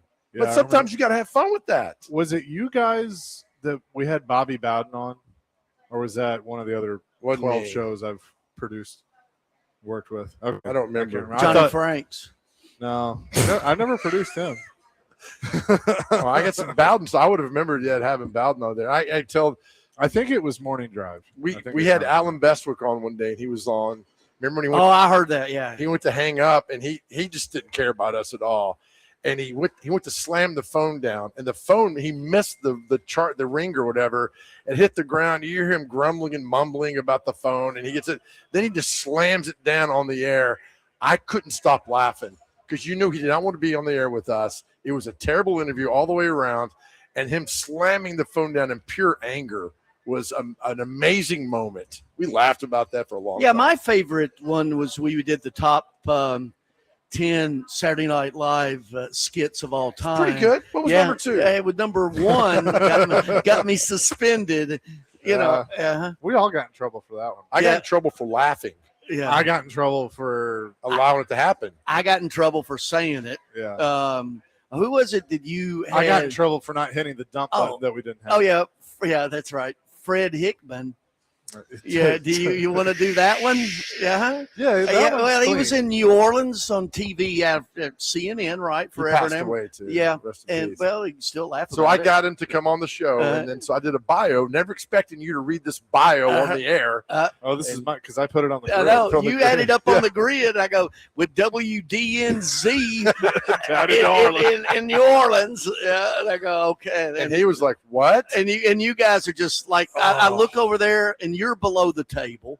I can't, and so I'm alone. You guys are in the. I'm like, well, yeah, my head down. WDNZ, Fred Hickman. I was hoping he would ask what that stands for, and he never did. He's like, what is that? I was like, oh man, that was a good time. But that's the fun about all of us doing this, because it's very ad lib, improv, off the cuff, fun, exciting. We're just a couple of dudes sitting at the bar at bar lines. That's all we are, right? And we got an avenue to talk, and you guys are all invited. That's it. Yeah. No better, smarter than anybody else. Got to have fun. Yeah. You got to have fun. You guys are fun. Well, we do. Congratulations on that. Thank you. That is so well deserved. Congratulations to you. That was probably get you a midnight gig in Hohenwald down the road somewhere. Does it pay? Is that Lewis County? Yeah, I'm buying the time, I guess. we love Lewis County. What was it you said one time? I'm moving to overnights down in Fayetteville or no? Minville. Yeah. I had one though where I went on and said I'm now going from midnight to 6. I went on Facebook. Remember that went on the Facebook with it and said it's going to be a mixture of sports talk and music. Okay. Right. Yeah. And everybody believed it. And I go, well, why wouldn't they? Right. I mean, yeah. You've never led them astray. You know what they're exactly doing. Also, we've hardly mentioned this, but congrats to you on the Cats and the success there. Well, I mean, with Coach Arbette winning the league, you guys saw it, part of it. Clarksville was just such a great fit. And you had the mayor on, you were up at Chiba Hut. Yep. Was that, you got to smoke pot eating that sandwich? What is that? I mean, what is that, cannabis infused? If it is, give me 5 of them. Yeah, I wonder why you were, they just sort of, you get the munchies while you're eating. Right. What is that? But but Chase makes a good point. The ending of the game for an arena league to get notoriety couldn't have been any better. You could not have, if you wrote something your most creative, and I think you have a very creative mind, you would have never written that. No. Yeah, and I am glad that you were able to Humpty Dumpty put your head back together again after that onside kick. Worst call ever. But see, there's a philosophy. Care. I know. I don't care. Yeah. I will worst call I know. Ever. And when it happened, because it happened in the Arena Bowl game last year up in Albany, that did cost us. Hey, I've got my opinion. We were on national TV. Right. So my job is to call what I see and what I feel. I thought that was a wrong call. It's not Chase's call. It's my call. He's play-by-play. I give the opinion, the color commentary. That was a terrible call. You want to see the text when it happened I sent to Jarrett and Fisher? You can't read it. But at the end of the day, I was, But at the end of the day, we're sitting here with the Arena Crown Championship. Yeah. Look, but you talk about Clarksville real quick. I mean, the crowd, the arena, those last 2 Saturday or Sunday, Saturday with the championship day. Sellouts. Yeah. Loud. I mean, it was beautiful. And every owner in the league, because, we have the mandatory owners meetings. They were there. And everyone, this is how you do it. Yeah. This is how you do it. And it's, it's like, the philosophy, and of course Jeff Jarrett, my gosh, I mean, the promoter and that skit he did beating up the Albany fan. there was 2 Cats fans. It was a bit set up, and that guy didn't realize it was a bit. He didn't realize it was a bit, and so Jarrett and Jason, who does a great job, he does a lot of wrestling stuff with Jarrett's company, was telling, get these guys out of here. They were going to beat the Albany fan up before Jarrett could get into the bit, and cool cat dropping the elbow. Yeah, it was. Yeah, but look at it like this is what the Andy Gelcher, who owns Albany, the primary owner of Albany, came to him. He said, "There's always something." I said, "Here's the thing. It's like radio. You never want dead air. Okay, you never want dead air. Great point. There's got to be something happening all the time." Yeah. And so, we entertained. I mean, we threw a party and a football game broke out. Yep. I'll be the one to throw this out, so you don't have to. But it is my hope, because I do think you guys have something with this league, not just the Cats, but the league overall. And there's a guy that Jeff Jarrett works for that owns a wrestling company, also owns a football team that I think would love to see Noah Khan. Yeah. Not Noah Khan, Tony Khan. Chaka Khan.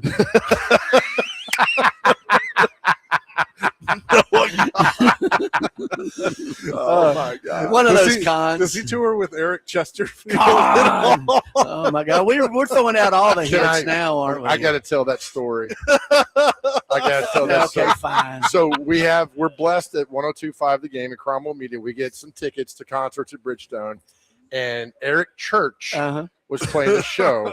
You just wanted the tickets to go. You had no idea who Eric Church was. I think they were for Grace, probably. And you found the ticket girl at our station, and you said, "Hey, I need a couple for Eric Chesterfield." She's like, and I'm in the hallway, and I know exactly what you were doing. And she's like, "What?" He's like, "Yeah." And you're all quiet like a drug deal. Like, just a couple, 2, maybe well, it's 4. for Grace, my daughter. For Eric Chesterfield. And she's like, "I don't know." He's like, Eric Chester. This went on for like a minute in the hallway, and I'm like, "Do I say no?" I just let it go. Yeah. And I remember you telling me, and I'm like, "Eric Church, Eric Chesterfield." I got a whole row of Eric Chesterfield tickets. Oh, by the way, Grace, she is going to have I'm going to have a grandson. Awesome. I just found out this past weekend. Yes. His name's going to be Henry. Henbo. Hank. Oh, Hank. Hank and Alice. Call him Henbo. By the way, let's talk about it. How old is Alice now? 2.5. All right. Let me put your grandpa hat on. I mean, come on, right?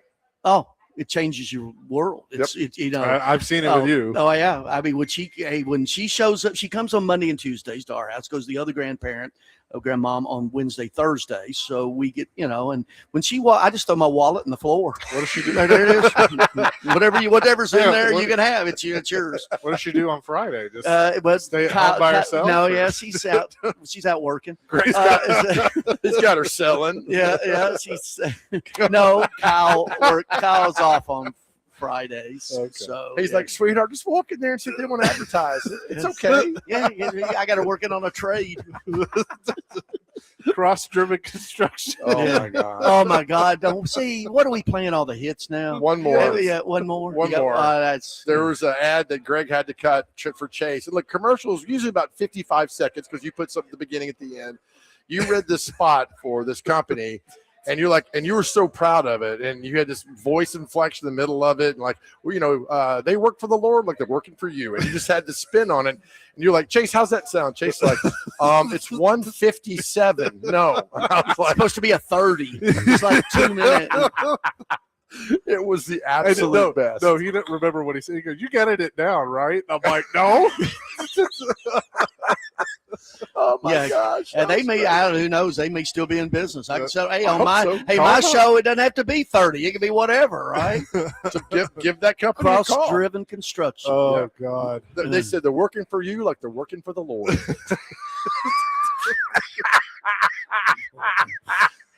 Greg, with that, we're excited about the show. Yeah, I am too. It's 10 you guys. Monday. You know what I think of you guys, and everything.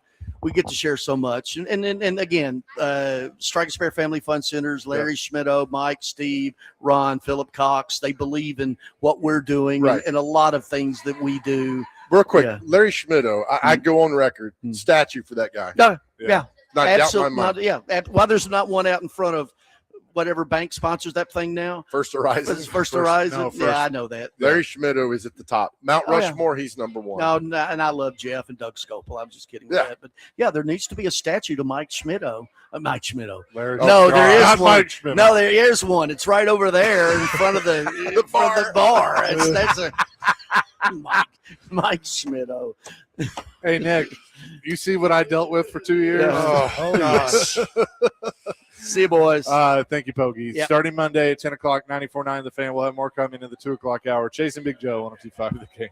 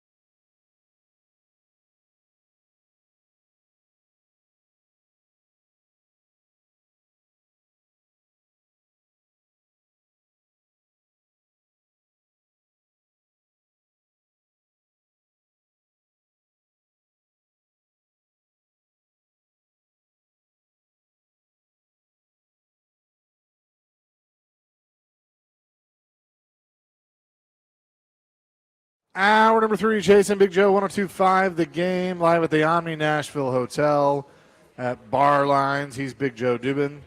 I'm Chase McCabe. Dr. Crane, Nick Frazier on the ones and twos back at the studio. Appreciate Greg Pogue. Fun times with him. Clay's here as well. We're just hooting and hollering. Clay's wearing shoes, thank the Lord above. That's cool. Good Chaser, job, Clay. Greg Sankey has weighed in about allowing athletes to come back for professional contracts back into sports. He says it fuels disruption and should not be allowed, according to an affidavit filed in a Louisiana courthouse last week. So this has been out for a while now. Just hit yesterday when the judge that talked about that. Sankey asked Judge Ronald Johnson, East Baton Rouge Parish Court, to uphold NCAA rules that prevent athletes from returning, saying the decision is essential to the integrity of college sports. Amen on that. But Greg, you're kind of far of what's going on here, buddy. Yeah. Well, I mean, this is why the government's getting involved, though, on all this stuff, because the leader and look, I think Sankey has tried to be a part of figuring it out, but they can't all get along. They all have their own agendas. So now somebody's got to step in and probably mess it up even more. Well, I mean, you found a judge who will allow this to happen and then gets overruled. So my thing is, these guys are already on pro rosters that leave, they go back to college, which you shouldn't be allowed to anyway. And what if that restraining order is overruled and then it's like, you can't do this? Then are you going to be allowed back on? NFL's not going to want you back. Yeah. You're missing valuable time. We're moving on, man. We're doing this and moving on. And it's not like some of these guys are going to make $1 million in the NIL world. It's just – so let me ask you this. What if it happens college to high school? Now it's pro to college, college to high school. I'm going to go back to high school for another year because I'm going to get paid by Bobby's Car Wash. Going to pay me $100,000 to come back. Where does it stop? Well, now you're probably going to argue with me in some way on this, but I feel like it's almost easier to enforce because it's pretty clear cut with high school. It's 4 years. Right. There's no redshirt year. There's no, unless, and I think if you fail a year, you lose eligibility, right? I think you're eligible for 4 years is what I believe. In high school? Yeah. Yeah. Get in and get out. So I don't think I mean, if you leave as a junior or graduate early or something, then maybe who knows? But all of this becomes the who knows. Used to be that'll never happen. Now it's like who knows? Right. Who knows what's going to happen? And so I don't know. It's just it does. I mean, he's right. It fuels disruption. What's happening in college athletics? And just can we not talk about what's happening in the games and what's going on and all that? It's just ridiculous. To go back for another year. I mean, you've already gone and moved on. And look, I kind of understand it from the player's standpoint of like, hey, I can go back. I'm not going to make this roster, make a little money, maybe improve my draft stock. So who knows? Again, who knows what's going to happen? But something's got to come down and say, look, you can't do this again. I mean, I agree. They have got to have a clear-cut definition of this is what it is. This is how long you can play, whether it's 5 to play 4 or 5 to play 5 or 4 to play 4, whatever it is. And then everybody get on the same page. And that's either through the NCAA or a new entity or whatever. But, I mean, I'm with you. Like, it's got to stop. Sankey submitted a similar objection in a court eligibility battle for an Alabama basketball player, Charles Badacchio. I can't say his last name. During last year, the judge in Badacchio's case eventually ruled in favor of upholding the NCAA's rules. Sankey has stayed consistent in both filings and public statements on wanting to structure in eligibility, including cases involving junior college players and a former Vanderbilt player's quest for an additional year. Who is that guy? Who? A former Vanderbilt player's quest for an additional year. Who is that guy? Diego. Diego to do all that. That's pretty funny. And then you got basketball teams or, LSU men's basketball roster for the upcoming season largely depend on a series of similar court decisions. They got 4 players on the roster. They've got to add more players. Will Wade getting involved in all this. And so it truly is just what the hell is going to happen next in all this. I think it's a long way from over is the problem. Mm-hmm. And we need to be talking about games and we're not, but We'll have more coming up next. We're live at the Omni Nashville Hotel today. We'll get back into our question of the day, which is in honor of high school football starting tonight. Let us know what high school you went to, what year you graduated, and who do you think was the greatest high school football player from your school. Didn't have to play with you, didn't have to attend the same time, but somebody went to school there that you think is the greatest high school player. 615-737-1025. The school you went to, the year you graduated, and who you think is the greatest player from your high school. More coming next. Jason Big Joe, 102.5 The Game.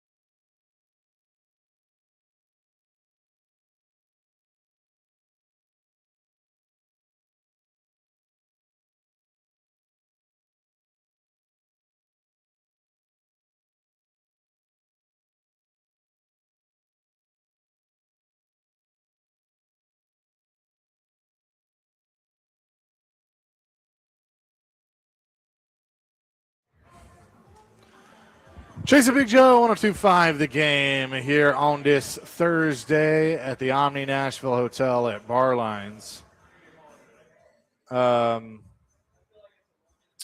Let's see. Back to our question of the day. Sam says, Two Rivers Pirates, 1969. Rick Miller, 3 sports, a star and all. Rick Miller. Don't know him, but it sounds like a good athletic name. Yep.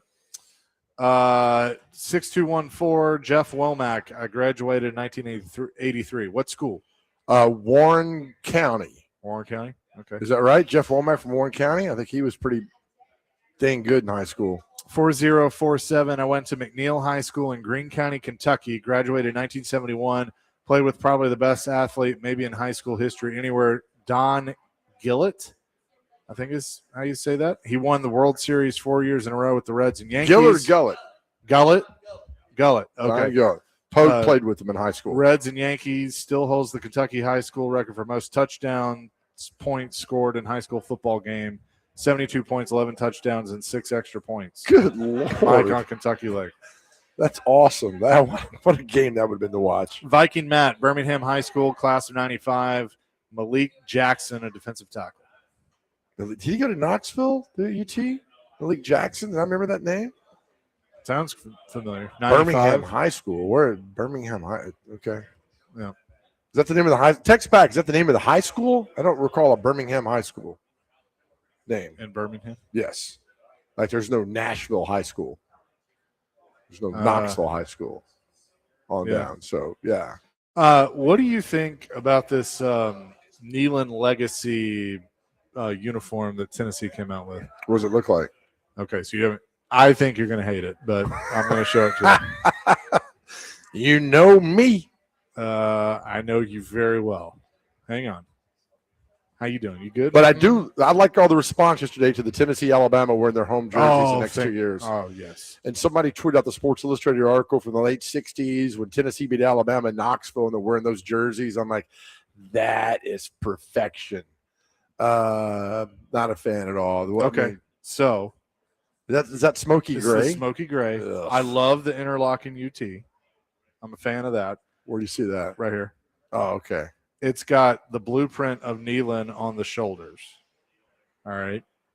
Here's what and it's got General Neyland right there on the patch. Here's what I don't like. I don't like this star on the back, but they're trying to make the helmet look like a leather helmet. So that's not a T. That's just an orange, like the straps for a leather helmet. Terrible. I think Tennessee has a great uniform in their orange and white. Don't mess with it. Just don't mess with it. It looks great. It's beautiful. See, there you go. Not a fan at all. It looks like the Browns. That looks like the Cleveland Browns. You want to be associated with the Browns, and I know who the Browns owner is. Yeah. I know where the Browns owner went to college, and that looks like that's part of their deal. That looks terrible. Should be ashamed of that look. Okay. It's terrible. Why? Just keep. I like the UT, the interlocking UT. Like that's cool. That's the old school great. logo. Great. I'll buy you one for your birthday. When's your birthday? June 25th. Yeah, that's right. You got one coming your way. You're welcome. Man. That's sweet.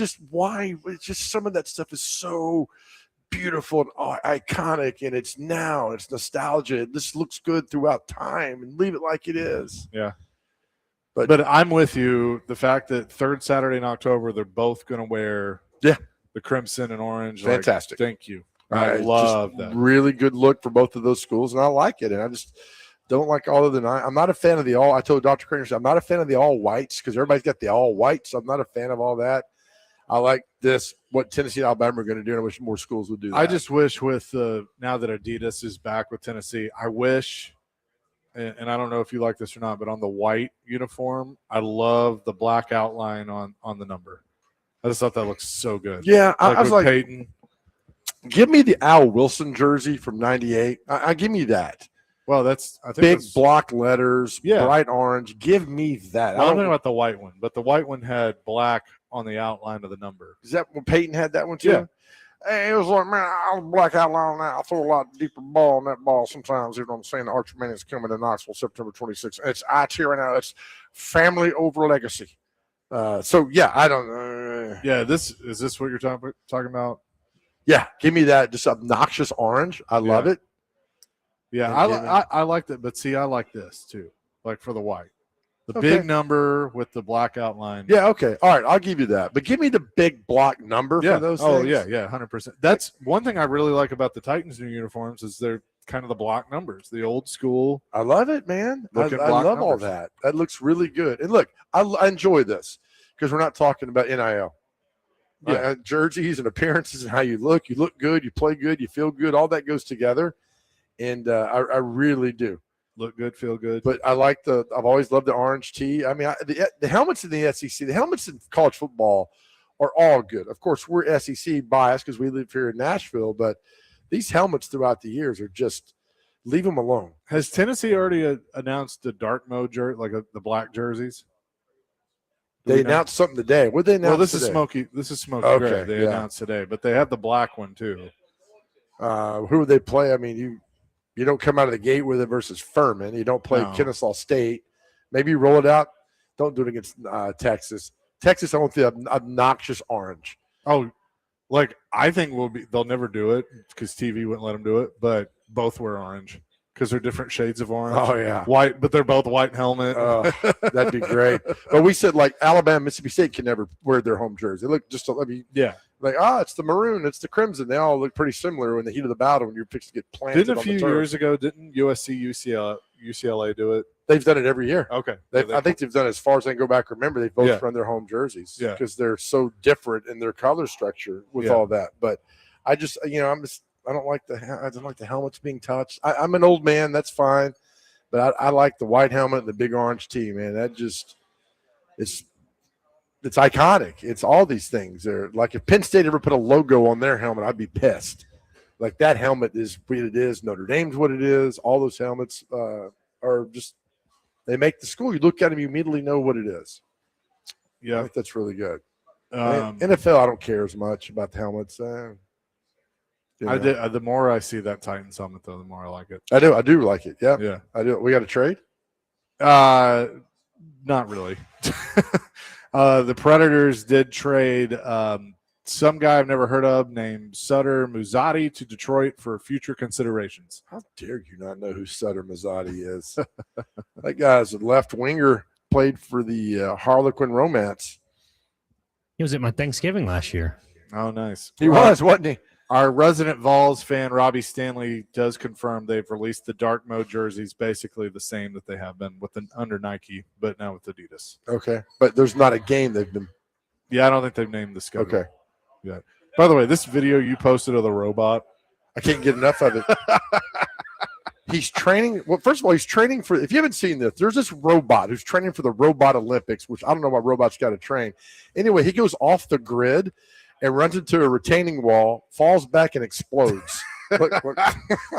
What's ironic is the same thing would happen if one of us tried to do it. Right. I mean, look at like that robot's going to kill us one day. I understand that, but the fact that we're up 1-0 on like robots. The kid with the controller is like, dang it. Yeah, right. So right now it's humans 1, robots 0. Dan Wetzel tweeted this and says, "I saw the equivalent at an LSU tailgate." Right. It's all that goes on. That is good. We will we'll come back with more here at the Omni as our man Greg Pogue is leaving. So we'll say bye to him, and we'll come back with more Chasing Big Joe 102.5 The Game.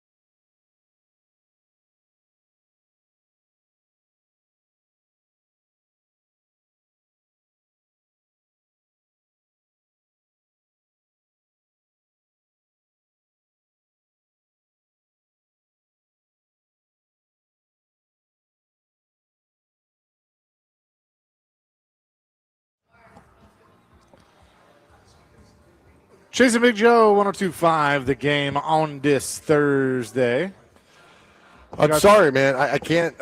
The robot thing. It's so good. When you slow it down and watch him hit the wall at first and stumble backwards in slow-mo, and then he explodes.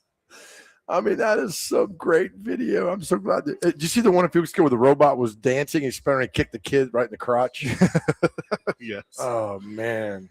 We have a couple of preseason games on tonight. The Raiders and the Houston Texans will be 7 o'clock on ESPN, and then 49ers and Chargers on the NFL Network at 9. Okay. I like that. Raiders and the Texans. A little Fernando tonight. Yeah, and wonder if Stroud – did John say if Stroud was going to play? A series, I think he said, but I don't remember a lot about that because Nick Caserio was taking a shower. Was that what, Nick? Was that what it was? Pretty close. I mean, we were getting to the point where, like, is he going to trade for a wide receiver? And he definitely said it like that. We'll see. And then tomorrow, the Jets and Steelers and another Aaron Rodgers bowl. What time is that game tomorrow night? 6 o'clock. I'm going to watch just to see I know it's not a lot, but I'm going to see the Jets, right? Yeah. They're playing the Titans week 1. Carolina, Jacksonville at 6.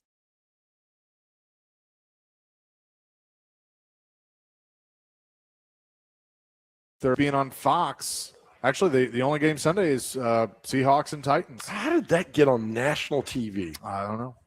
Did Amy was like? So is that Brady and his crew? No, Brady's not doing that. He's at practice. He was at Texans practice yesterday. Amy's like, hey, calls up, get down, and says, hey, Roger, we're not going to get anywhere on TV. Can we get a preseason national television game? He's like, yeah, sure. Who is this?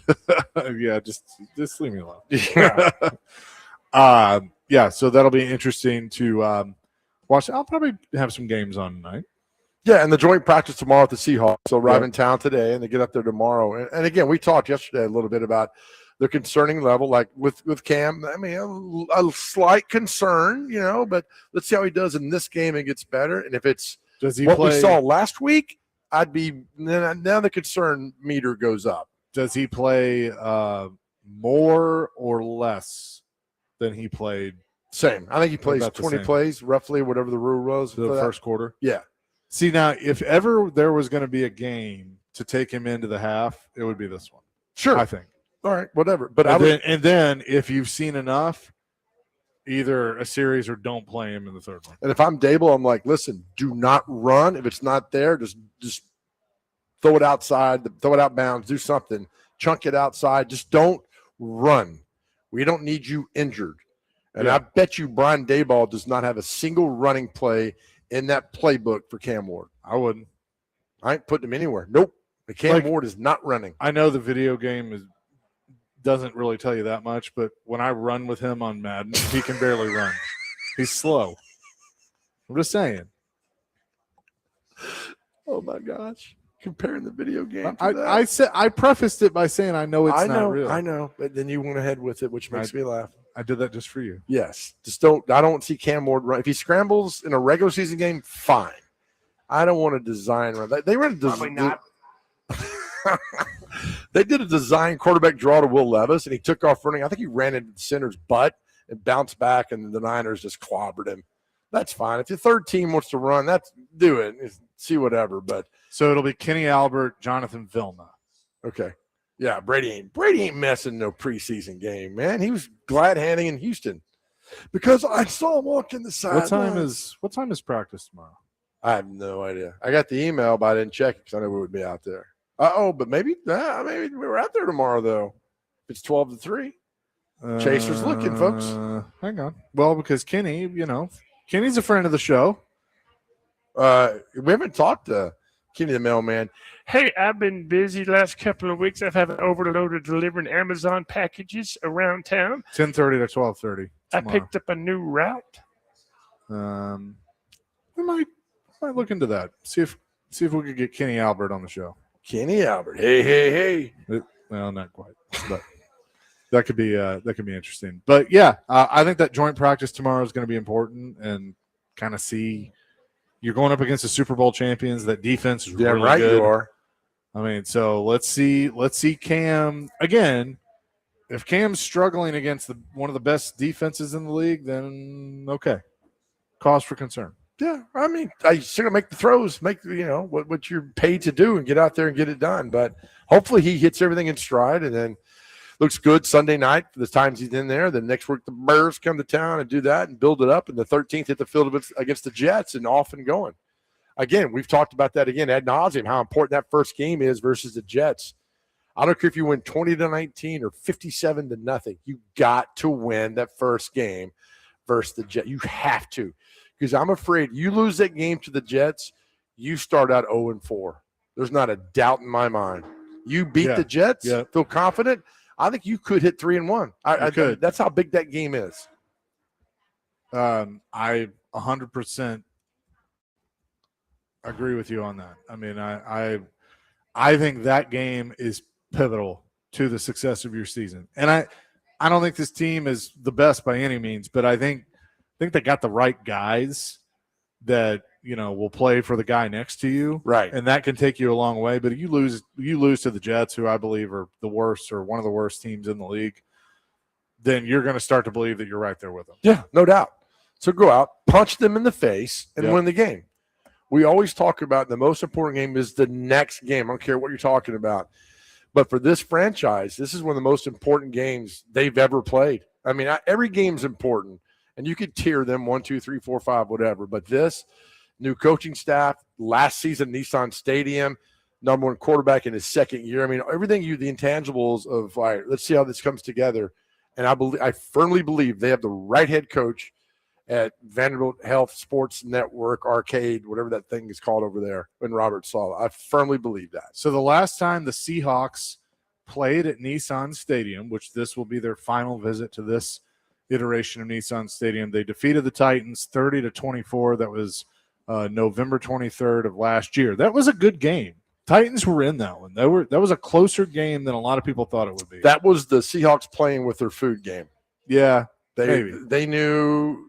Because they even had the Rams the week before or the Rams coming up the next week. And we talked about it. And the Titans played well. I mean, they played tough, but the Seahawks won the game. But, yeah, that's I'll never forget this game. The last time that the Titans and Seahawks met at Lumen Field in Seattle was a 33-30 overtime win by the Titans. That was September 19th, 2021. That was a tough day for me, because that was the day after my dad passed away. Oh, was it really? And I had, before that happened, I had made plans to, go watch the game because the Cowboys were playing before, and then the Titans. Right. And meet up with Ricky and people and stuff. And thanks for asking. Sorry. And I think we did ask you, actually, and you were somewhere. No, don't play revisionist history. Okay, well, I'm just saying. Finish your story. But anyway, we were Dad had passed, and it was like midnight. Rick's like, hey, let's not worry about tomorrow. And I go, oh, we're watching. We're watching games. I didn't know your dad passed on Saturday. You did. Wow, okay. Because we were the Cowboys won the next day too, right? Well, that was the whole story. Was I texted Ricky and I go, hey, we're taking Raiders, Cowboys, Titans all to win straight up tomorrow. Right. And he's like, okay. And he goes, why the Raiders? And I go, that was Dad's team growing up because he loved John Madden. And he goes, Chase, they're all heavy underdogs, right? I go, I don't care. We're doing it. Doubting Thomas, Ricky Merritt. And they all won outright. Love it, man. And that game that you're talking about, the Titans game, that was, I think they had lost to the Cardinals a week before. Yeah. And it was like, what's going to happen? And they went up there and just. So they get throttled in the first half. Like, the Raiders had won their game. I want to say they beat Pittsburgh. And Dallas beat the Chargers on a field goal. And so the Titans are just getting railroaded in the first half, playing terrible. And they go into the second half, and is Mariota still No. Tannehill's quarterback. Tannehill. Julio Jones makes his only touchdown catch as a Titan, I think. And so they end up tying the game, forcing overtime, and they're just feeding the ball to Derek. Mm-hmm. I'll never forget sitting in Buffalo Wild Wings on Charlotte Pike, tears in my eyes, just going, keep feeding the ball to Derek, keep feeding the ball to Derek. And Randy Bullock comes in and kicks the game winner. Randy Bullock. And my gosh. And I had on the table, I had my dad's Titans hat and a beer that was open but untouched. Right. That I had just sitting there for him. And it was like, you didn't have to tell anyone in the bar. They just knew. They just looked at it and were like, hey, he's watching. Or like they didn't know who that was, but they knew it was for somebody. And I remember taking a picture of that and saying, hey, the Titans got the win. This one's for you. And they retweeted that and said, this is for your dad. No way. Yeah. It was really cool. You screenshot that? That's badass. I have it. Yeah. Oh, that's cool. Yeah. No, it was really cool. So that was, I'll never forget that game against the Seahawks out there. The first time they met, I love the press release, was November 20th, 1977. The Houston Oilers defeated the then AFC Seattle Seahawks 22-10. The Kingdom. The Immaculate Grid game, you guys, can you give me a Oiler Titan / Seahawk? Warren Moon. Good one. Steve Largent was an Oiler. Kevin Mawai. Well done with this. Let's see. Do we count Golden Tate? Did he ever make the Titans roster, or that's is he just on the practice squad? I think practice squad. I think. Yeah. If not, we'll put that in the queue. Leave him over there for a second. Really good. Matt Hasselbeck. God, that's killing it, brother. One. I feel like there's another one that I'm blanking on. Seahawk / Titan Oiler. Where did Chris Brown go when he left here? He went to – where did he go? Chris Brown. That's a good one. Former 1,000-yard rusher for the Titans. Oh, I know. And everybody – that was right after Eddie left. Yep. Everybody's like, oh, he's good. Houston. I thought he went to Houston, man. He only played the 1 year. I'll have to think about this for a second during the break. Coming up next, what day is it? Celebrity birthdays. Chasing Big Joe, 102.5 The Game.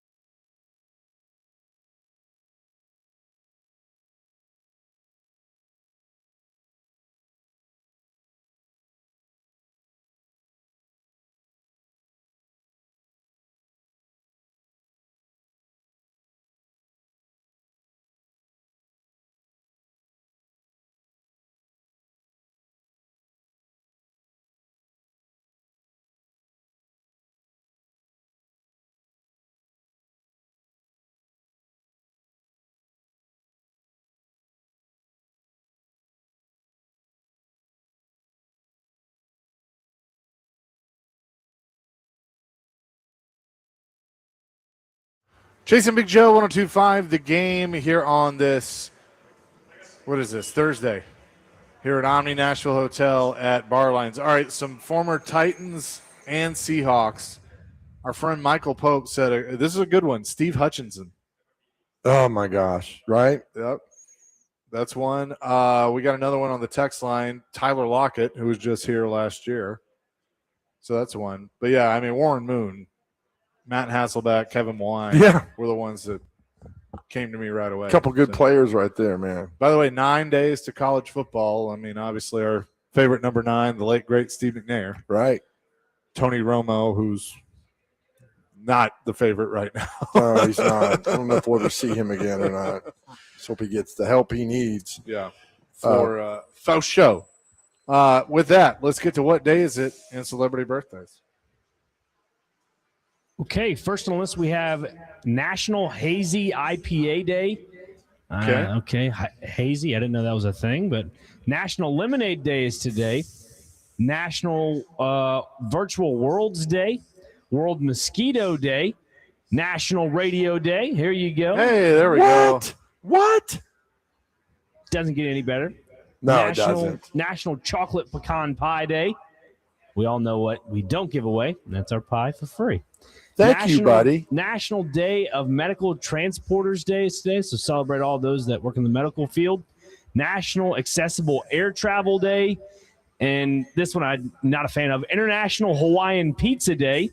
And to wrap up today, it is National Bacon Lovers Day. So if you like your pork and your meat, go grab you some.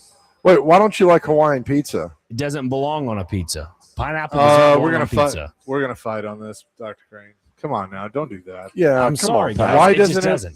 Why doesn't it belong on a pizza? A fruit does not belong on a pizza unless it's described as a dessert pizza. Red sauce. Okay, so tomatoes, you don't put tomatoes on a pizza? Oh, get him, tomatoes Chase. are not a fruit. Yes, they are, sir.